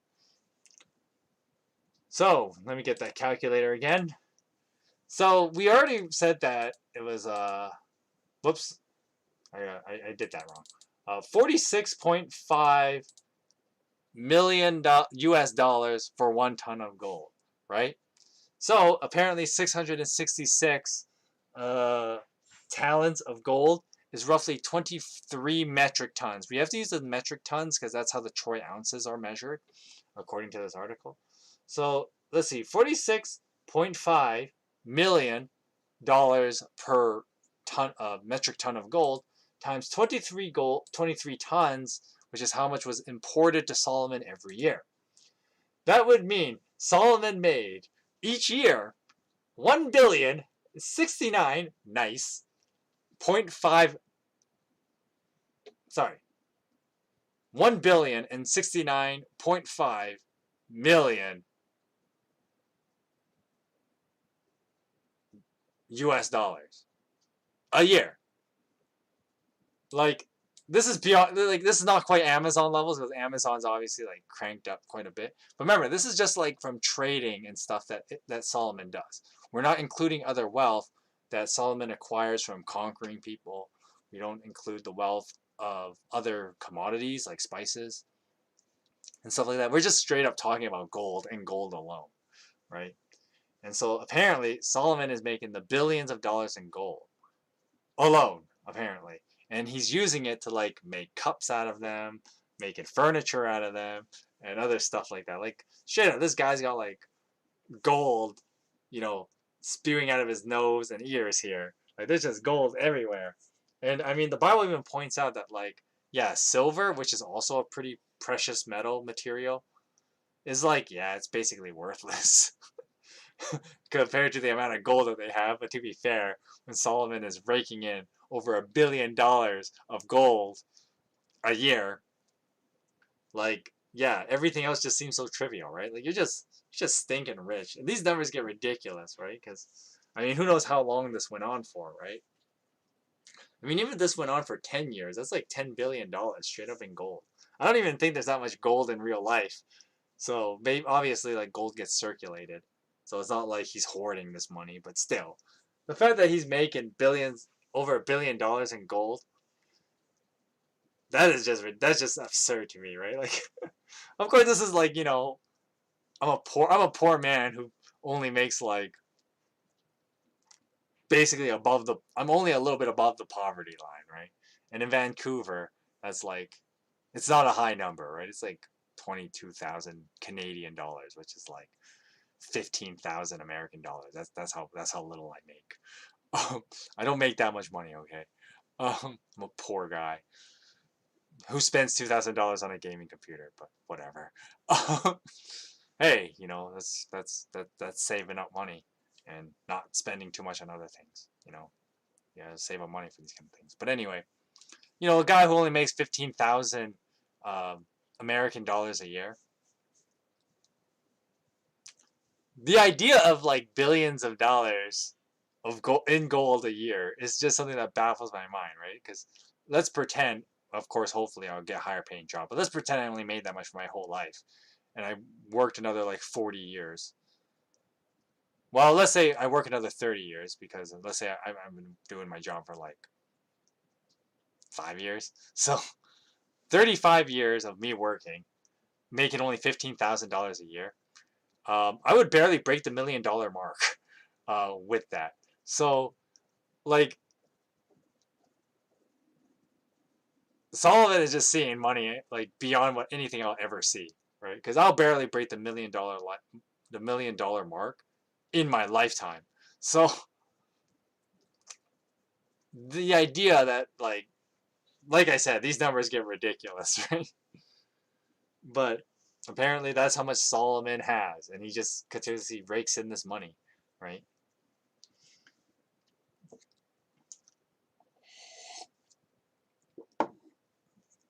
It's just bizarre to think that like that kind of money even exists.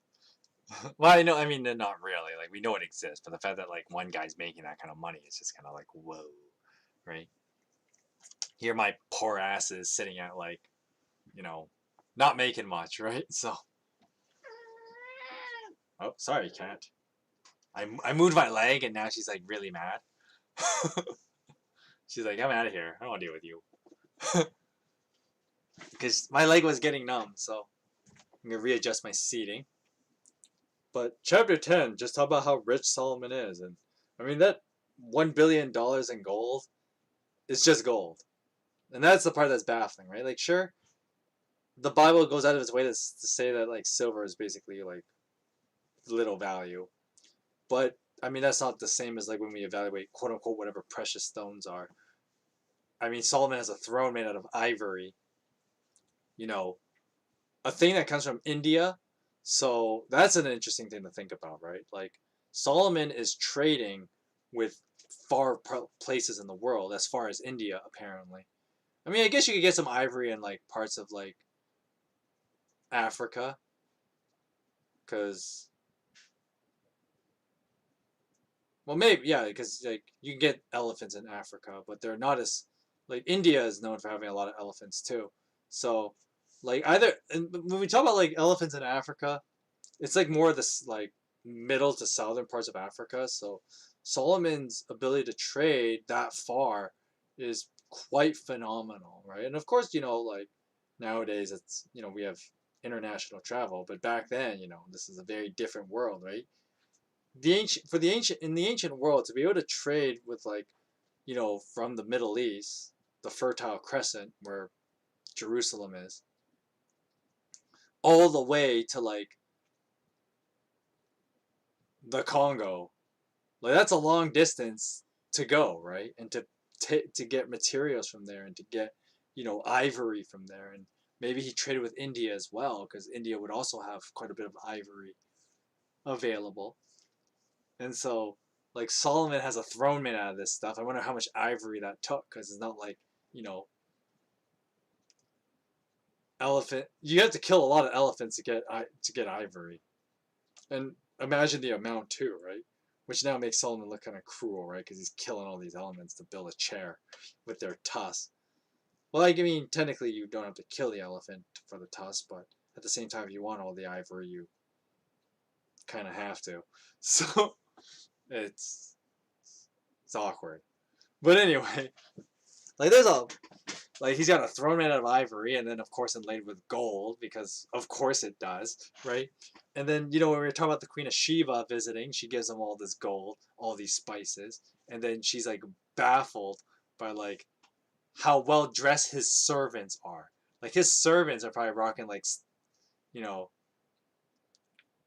what's it like? Some high end designer like stuff. What's his name? I used to do security guard work for this high-end Italian luxury store. It was called now it slips my mind, but it's like Stefan.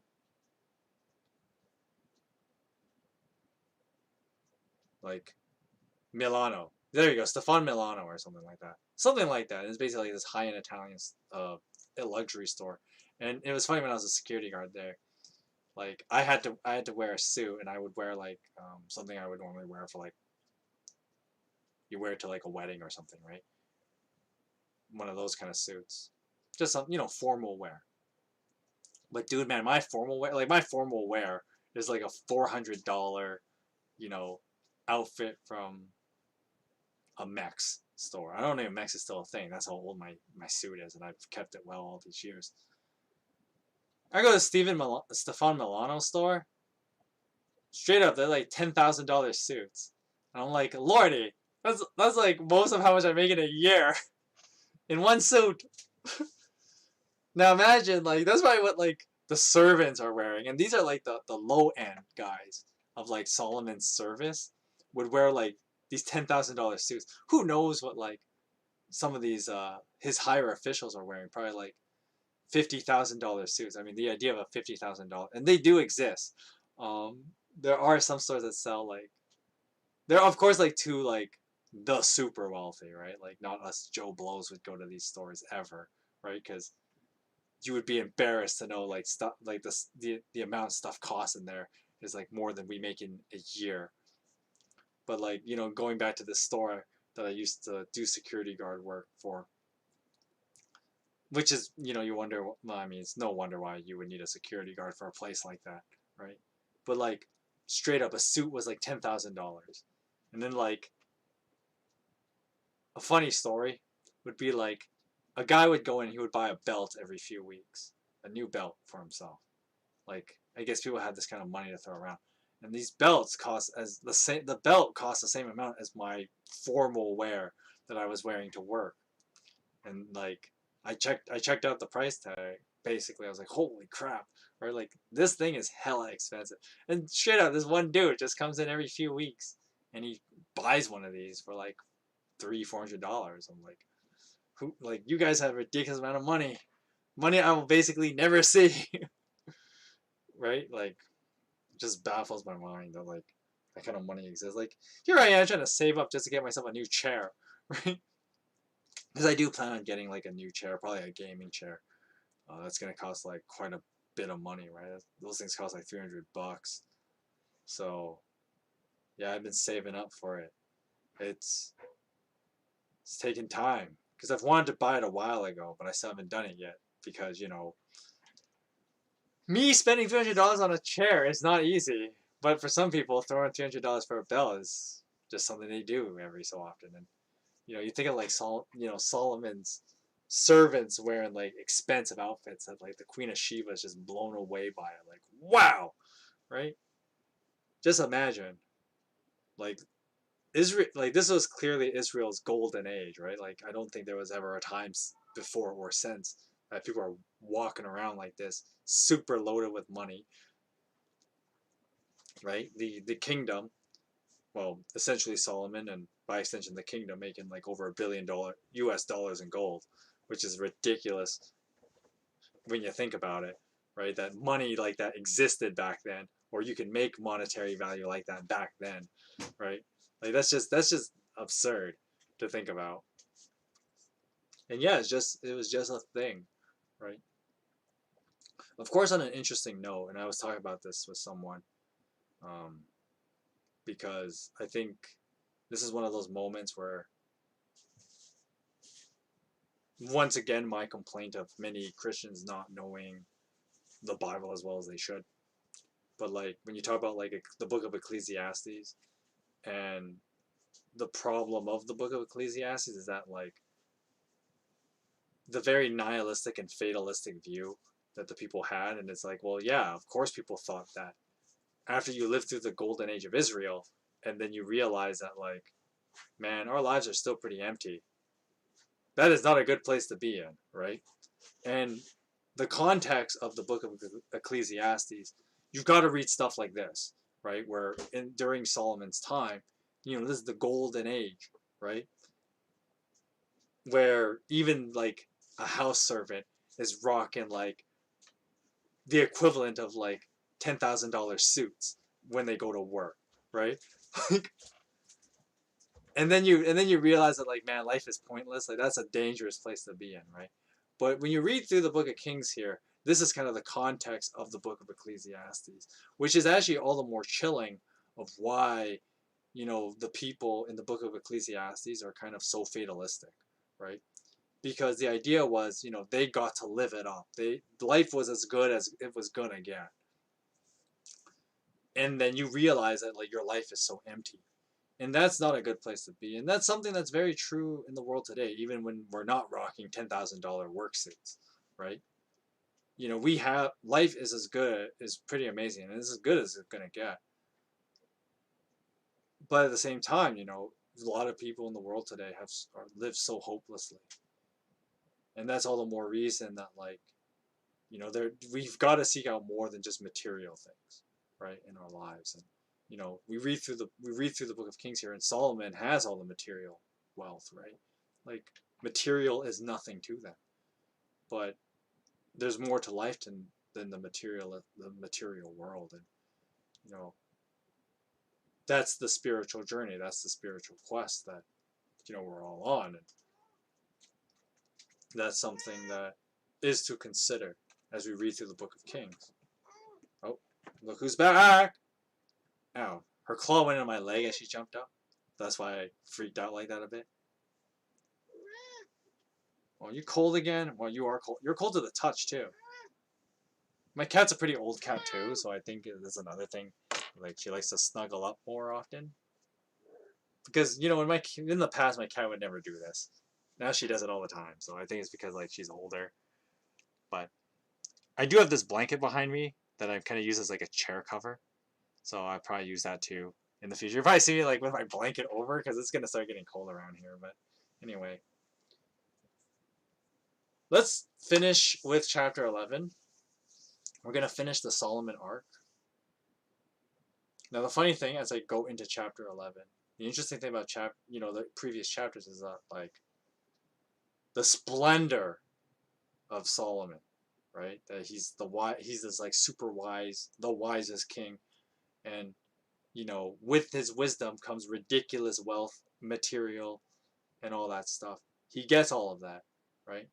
In chapter 12, we'll see he's got a little more of that, like how much material he has, but then that emptiness comes up, right? And what leads to that downfall of humanity. And this is an important context, especially if you're going to read the Book of Ecclesiastes. Probably not one I'll do on the channel, at least not anytime soon anyway. I mean, Lord willing, maybe in a year or something I'll do the Book of Ecclesiastes. But if you ever read through the Book of Ecclesiastes, I think reading through the Solomon story is key, because it's very important context to why the Book of Ecclesiastes is written the way it is and why people were so fatalistic in their thinking during that, when the Book of Ecclesiastes was written. I figure I just put this plugin in because it was something I was on my mind, and I did have an interesting conversation with someone about that, the Book of Ecclesiastes. Because hot take of the week, if you will. Despite that, the fact that the Bible is supposed to be, it is infallible, does not mean it's inerrant. Infallible means that the message of the Bible is consistent, no matter the translation, no matter how you and I read it. At least that's the idea. Is that the message of salvation through Jesus is ultimately, like, anyone who reads the Bible should be able to figure that out. That's what infallible means. But that doesn't mean that the Bible is inerrant, and the idea of inerrancy means that the Bible is never wrong. Of course, this is not true. There are parts where people lie in the Bible, like people themselves. Like, for example, Abraham straight up lies to somebody. Like, obviously, that doesn't mean the Bible is inerrant. It's telling us something that's untrue because someone is lying. And inerrant, there's also the Book of Ecclesiastes is a case in point of the Bible not being inerrant, because the Book of Ecclesiastes is wrong, as I've stated earlier. How can you get the message of, Jesus, light of the world, hope for all humanity, and then at the same time, you can have people that are so fatalistic and saying, like, what's the point of life, right? But of course, you have to, you read the Bible as a whole, and the idea that Ecclesiastes is supposed to contribute to reminding us the state of human beings. And even when we have the material goods, in surplus, right? There's more to life than the material world, right? And that's kind of how you should read the book of Ecclesiastes, right? But with that said, that is a key thing to remember as we go. Well, one, as you read through the book of Kings, and of course vice versa, as you read through Solomon's story in the book of Kings, that should really remind you of this bigger need for our lives. And once again, going back to the central theme of, well, only God can be king and only God can truly fulfill, right? And that was done in the person of Jesus Christ. Only God can do that. And so Solomon is an interesting case in point that, we have a human king who has all the material, possessions. He's got it all, right? And we read in chapter 11, we're going to read in chapter 11 that there's a little bit more to it that's also kind of ridiculous. But basically, as we read through chapter 10 and all this material wealth that he has to the absurd levels, but at the same time, the people end up empty, and people end up falling away from God, and people end up unfulfilled in life, even though they had all the material good, right? They had it all in that sense. And so we read through chapter 11 now to kind of see, one, Solomon's downfall, and two, that reminder that human beings, we cannot be fulfilled on the material, right? Despite the fact that, we just read through the absurdity of the material wealth that Solomon had. So that's kind of how I want us to move out of, as we finish through the Solomon story, and move on to out of this stream and on to the next one. And I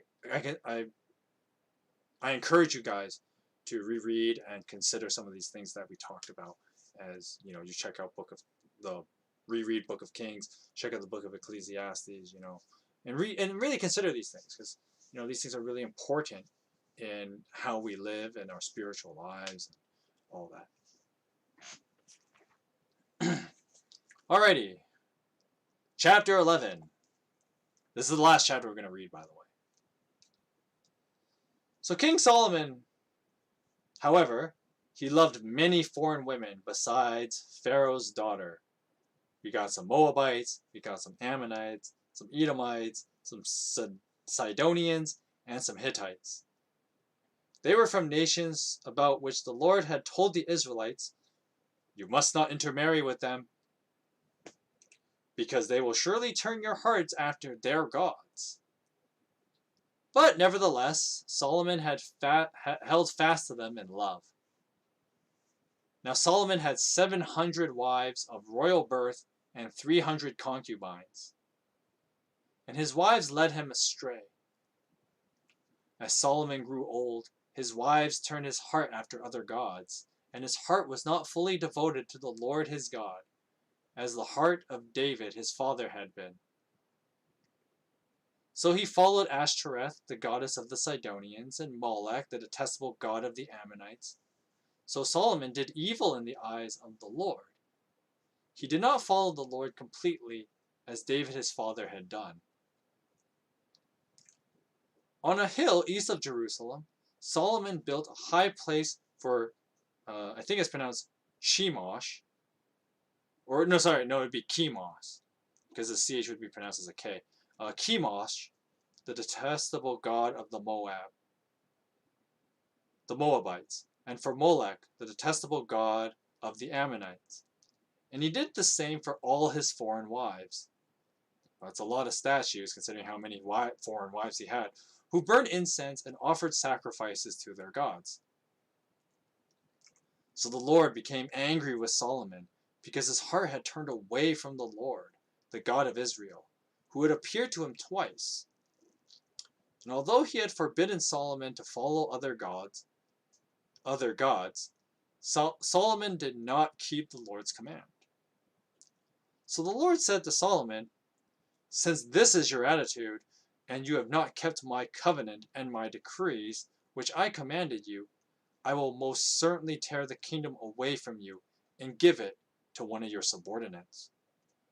Nevertheless, for the sake of David your father, I won't do it during your lifetime. I will tear it out of the hand of your son, yet I will not tear the whole kingdom from him, but will give him one tribe for the sake of David my servant, and for the sake of Jerusalem, which I have chosen. Then the Lord raised up against Solomon an adversary, Hadad the Edomite, from the royal line of Edom. Joab, commander of the army, who had gone up to bury the dead, had struck down all the men of Edom. Joab and all the Israelites stayed there for 6 months, until they had destroyed all the men of Edom. But Hadad, still only a boy, fled to Egypt with some Edomite officials who had served his father. Now they set out from Midian and went to Paran. Then taking people from Paran with them, they went to Egypt, to Pharaoh, king of Egypt, who gave Hadad a house and land and provided him with food. Now Pharaoh was so pleased with Hadad that he gave him a sister of his own wife, Queen Tahpenes in marriage.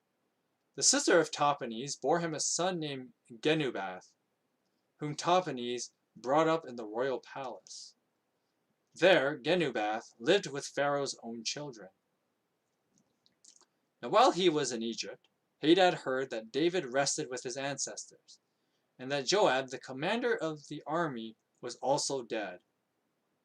Then Hadad said to Pharaoh, "Let me go, that I may return to my country." "What have you lacked here that you want to go back to your own country?" Pharaoh asked. "Nothing," Hadad replied, "but do let me go."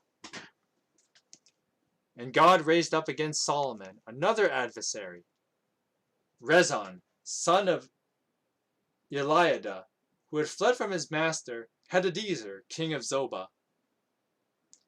Now when David destroyed Zobah's army, Rezon gathered a band of men around him and became their leader.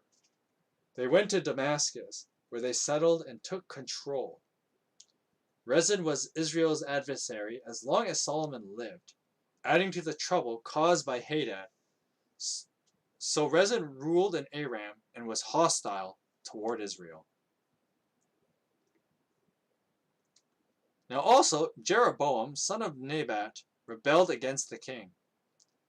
He was one of Solomon's officials, an Ephraimite from Zeradah, and his mother was a widow named Zeruah. Now here's the account of how he rebelled against the king. Solomon had built the terraces and had filled in the gap in the wall of the city of his father, David. Now Jeroboam was a man of standing, and when Solomon saw how well the young man did his work, he put him in charge of the whole labor force of the tribes of Judah. Now about that time Jeroboam was going out of Jerusalem, and Ahijah, the prophet of Shiloh, met him on the way, wearing a new cloak. The two of them were alone out in the country, and Ahijah took hold of the new cloak he was wearing and tore it into 12 pieces. Then he said to Jeroboam, "Take 10 pieces for yourself, for this is what the Lord, the God of Israel, says. See, I'm going to tear the kingdom out of Solomon's hand and give you 10 tribes. But for the sake of my servant David and the city of Jerusalem, which I have chosen out of all the tribes of Israel, he will have 1 tribe. And I will do this because they have forsaken me and worshipped Ashtoreth, the goddess of the Sidonians, Chemosh, the god of the Moabites, and Molech, the god of the Ammonites, and have not walked in obedience to me, nor done what is right in my eyes, nor kept my decrees, the laws, as David, Solomon's father, did. But I will not take the whole kingdom out of Solomon's hand. I have made him ruler all the days of his life, for the sake of David, my servant, whom I chose, and will obey my commands, and who obeyed my commands and my decrees. I will take the kingdom from his son's hands and give you 10 tribes. I will give 1 tribe to his son, so that David my servant may always have a lamp before me in Jerusalem, the city where I chose to put my name. However, as for you, I will take you, and you will rule over all that your heart desires, and you will be king over Israel. If you do whatever I command you, and walk in obedience to me, and do what is right in my eyes, by obeying my decrees and commands, as David my servant did, I will be with you. I will build you a dynasty as enduring as the one I built for David, and will give Israel to you. I will humble David's descendants because of this, but not forever. So Solomon tried to kill Jeroboam, but Jeroboam fled to Egypt, to Shishak, the king, and stayed there until Solomon's death. Now as for the other events of Solomon's reign, and all he did, and the wisdom he displayed, are they not written in the book of the Annals of Solomon? Now Solomon reigned in Jerusalem and all Israel 40 years. Then he rested with his ancestors, and was buried in the city of David his father, and Rehoboam his son succeeded him as king. Alright, so that's the end of chapter 11. And there's a lot that goes on in chapter 11, like boy howdy. So basically, we get to read basically Solomon's big pitfall, right? And similar to David, although to a ridiculous extreme, because I guess, when he's ridiculously wealthy, his wisdom is ridiculously, immense. It's no doubt that his downfall would also be pretty extreme. And so basically, similar to David, Solomon basically couldn't keep his plunger in his pants, right?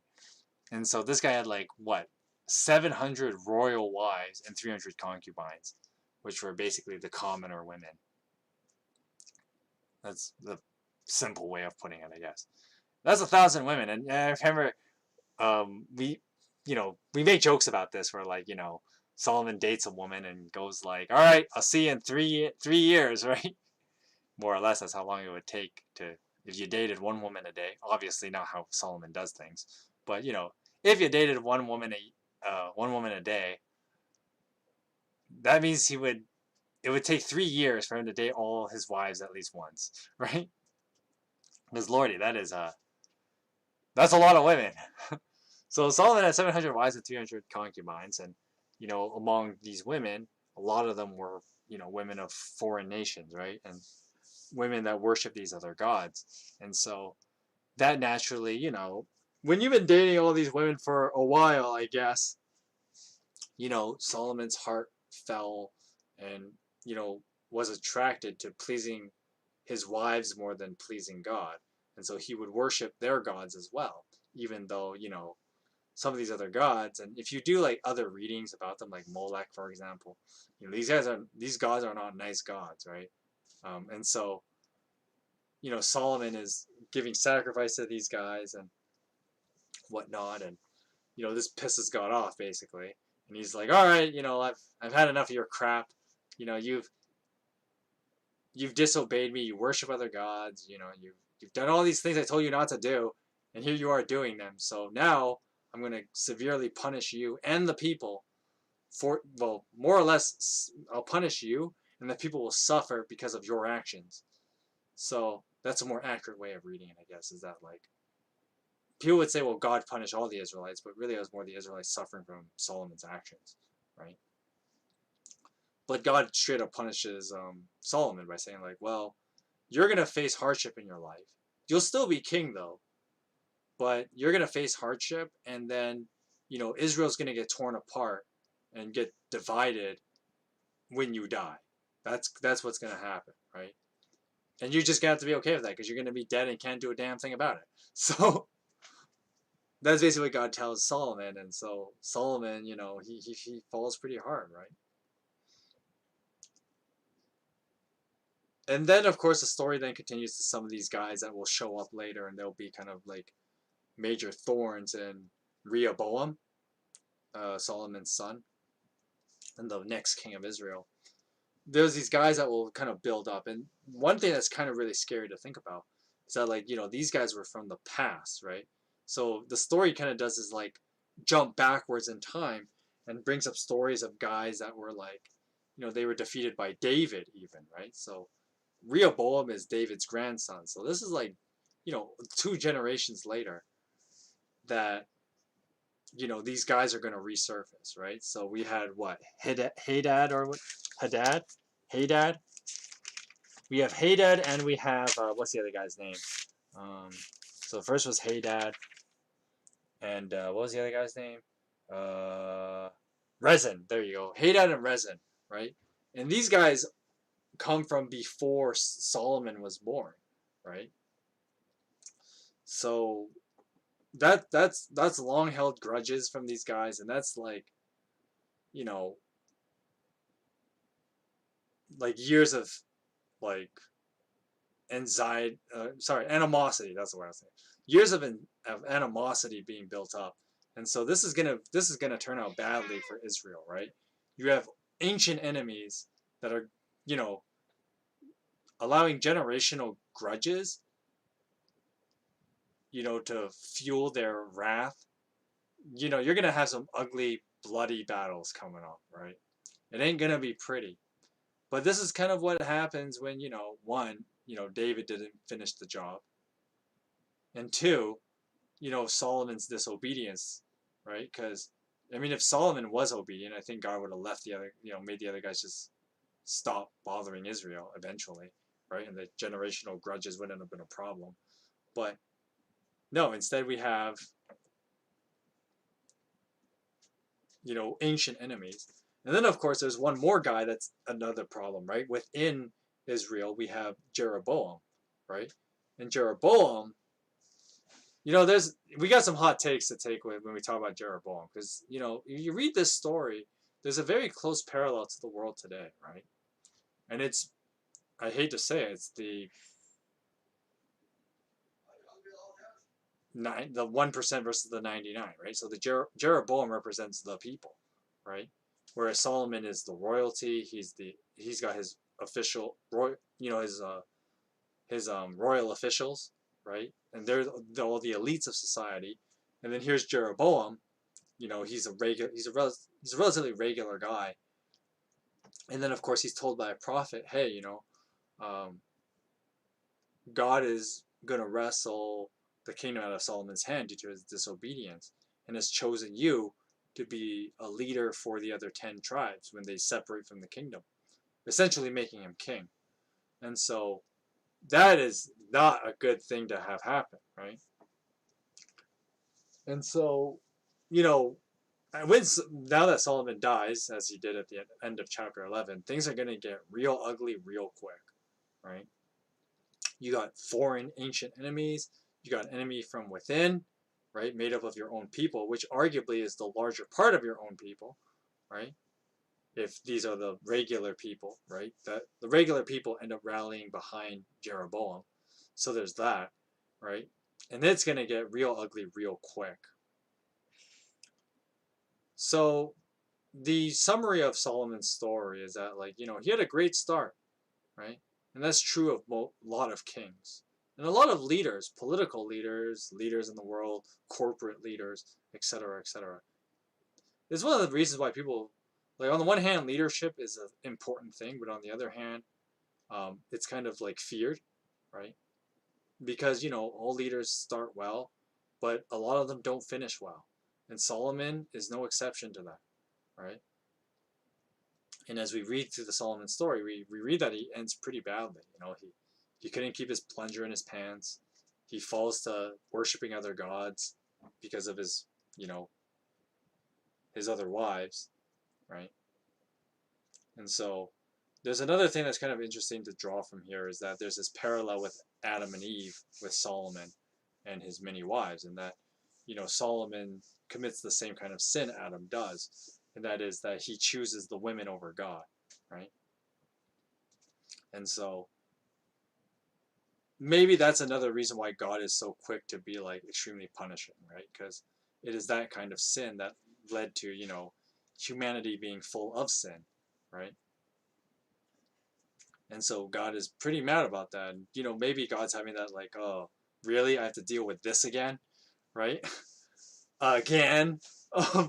But basically, yeah, like God gets super mad that he's just like, I'm gonna tear the kingdom from your hand, right? Like you really gone messed up, Solomon, and not only am I gonna punish you, but lots of people will suffer because of you. Which I know a lot of people would think, well, that's kind of unfair, right? That God would make other people suffer because like Solomon was, he fell as hard as he did. But once again, use the leadership analogy. I mean, that's true with like any corporate enterprise, right? If the higher ups and the bosses all have like, if things go badly for them, it trickles down to the rest of the company, right? You think of like, in Canada we're having an election coming up pretty soon on Monday, which I will still be doing the podcast, by the way. Well, obviously I do the podcast later in the day, right? But don't worry, I won't talk. I won't be doing my topic on something political that day. So if you want to take a break from all the political talk, because the Canadian election will be on Monday. The Streaming Parson podcast will be on. But anyway, I'm sidetracking. So, Solomon, like any leader, would fall. But when a leader falls, everything he leads gets dragged down with him. That's just unfortunately the matter of the fact. We saw this with King Saul. We saw this with David. And to no one's surprise, we see this with Solomon, right? So that's kind of how you should look at that, where like God is going to make all these other people suffer. And considering like the weight of like, now it seems extreme that like the weight of the suffering is going to be a lot bigger with Solomon when he fails. But we just read these other chapters about how like Solomon led like this golden age of Israel. They were materially prosperous beyond measure, right? Solomon had this massive empire. How's that old saying go, right? The bigger they are, the harder they fall. And so that is unfortunately going to be the case for the people of Israel as we read forward and we continue on in the book of Kings. But you're going to have to wait for next week for that, because this is where we're going to be ending the stream. So just a few housekeeping things. Next week is going to be pretty simple as well. Next Monday, we have our third Streaming Parson podcast. We're going to talk about something kind of silly. Totally different from what we were doing before. I did the whole knowledge and wisdom thing for the first 2 weeks. But on this coming Monday, we're going to talk about something silly. One, because, the podcast it's kind of my way of telling you this podcast can really be about anything. So we're going to do something silly. And of course, to get away from to take a break from all the political stuff that's going to be going on with the Canadian election going on that day. So Monday we're going to have a fun podcast. We're going to talk about something. We're going to do a silly topic. And then Wednesday, I'm not sure if I'm streaming Wednesday. We'll see. That's an up in the air one. I know I skipped the last 2 Wednesdays. And I don't want to skip too many Wednesdays, but we'll see. Wednesday's kind of up in the air. Might do something like light. I might play something just for fun, and it'd be probably something pretty light on Wednesday. We'll see. I also got to check with Baruka about his stream that he's doing on Fire Emblem 3 Houses, because as you guys know, I've already played Fire Emblem 3 Houses on my channel, and he's playing one on his channel. If you guys want more 3 Houses action, you can definitely check him out. at Toasty Baruka, because he's changed his name, I guess. So Toasty Baruka will be. I gotta check with him if we're doing 3 houses on his channel, because if we are, then I won't stream on Wednesday. If he's not, then I won't stream. That's kind of how it is. So Wednesday's kind of open like that. So to backtrack a bit, Monday streaming Parson podcast. We're gonna do something silly for that. It's gonna be a silly podcast, just for us to hang out, laugh about stupid things, take a break from the political landscape for a bit. The next Thursday we have Throwback Thursday, more Heroes by Magic 2. And then next Friday we will continue the Book of Kings, starting with chapter 12. And so that's kind of how next week is going to look. Pretty regular schedule. So that's it for housekeeping. With that said, this is going to be the end of the stream. I hope you guys enjoyed reading through the Book of Kings with me. I really encourage you guys to go through it again yourself, you know, and assess the material. You know, think about all the stuff I said about, you know, how it plays in context to Ecclesiastes. Hope it really helps you for those of you who are reading a book of Ecclesiastes and you have a lot of questions. You know, this reading here in the Book of Kings should help you. And, you know, I hope you guys enjoyed, you know, me talking about how ridiculous Solomon's Empire was, how silly it is, and how absurdly rich he was. But, you know, I hope you guys enjoyed reading through the Book of Kings with me. We'll be back next Friday at 3 o'clock Pacific time for the next part of the Book of Kings. Oh, I guess I forgot to mention during the podcast, those ones are at 4 o'clock, but I mean, every podcast I say that, so you guys gotta pay attention to these things. So podcast is 4 o'clock, but Bible readings at 3 o'clock, because normally the Bible readings, like, obviously you've checked today's video, right? It's like we're going just shy of 2.5 hours, so obviously that's why the Bible reading ones I start earlier, because I know they're longer. But anyway, that's besides the point. I hope you guys have a great rest of your Friday. I hope you guys have a great weekend. And I will see you guys on Monday for the podcast. So have a good night, and God bless you.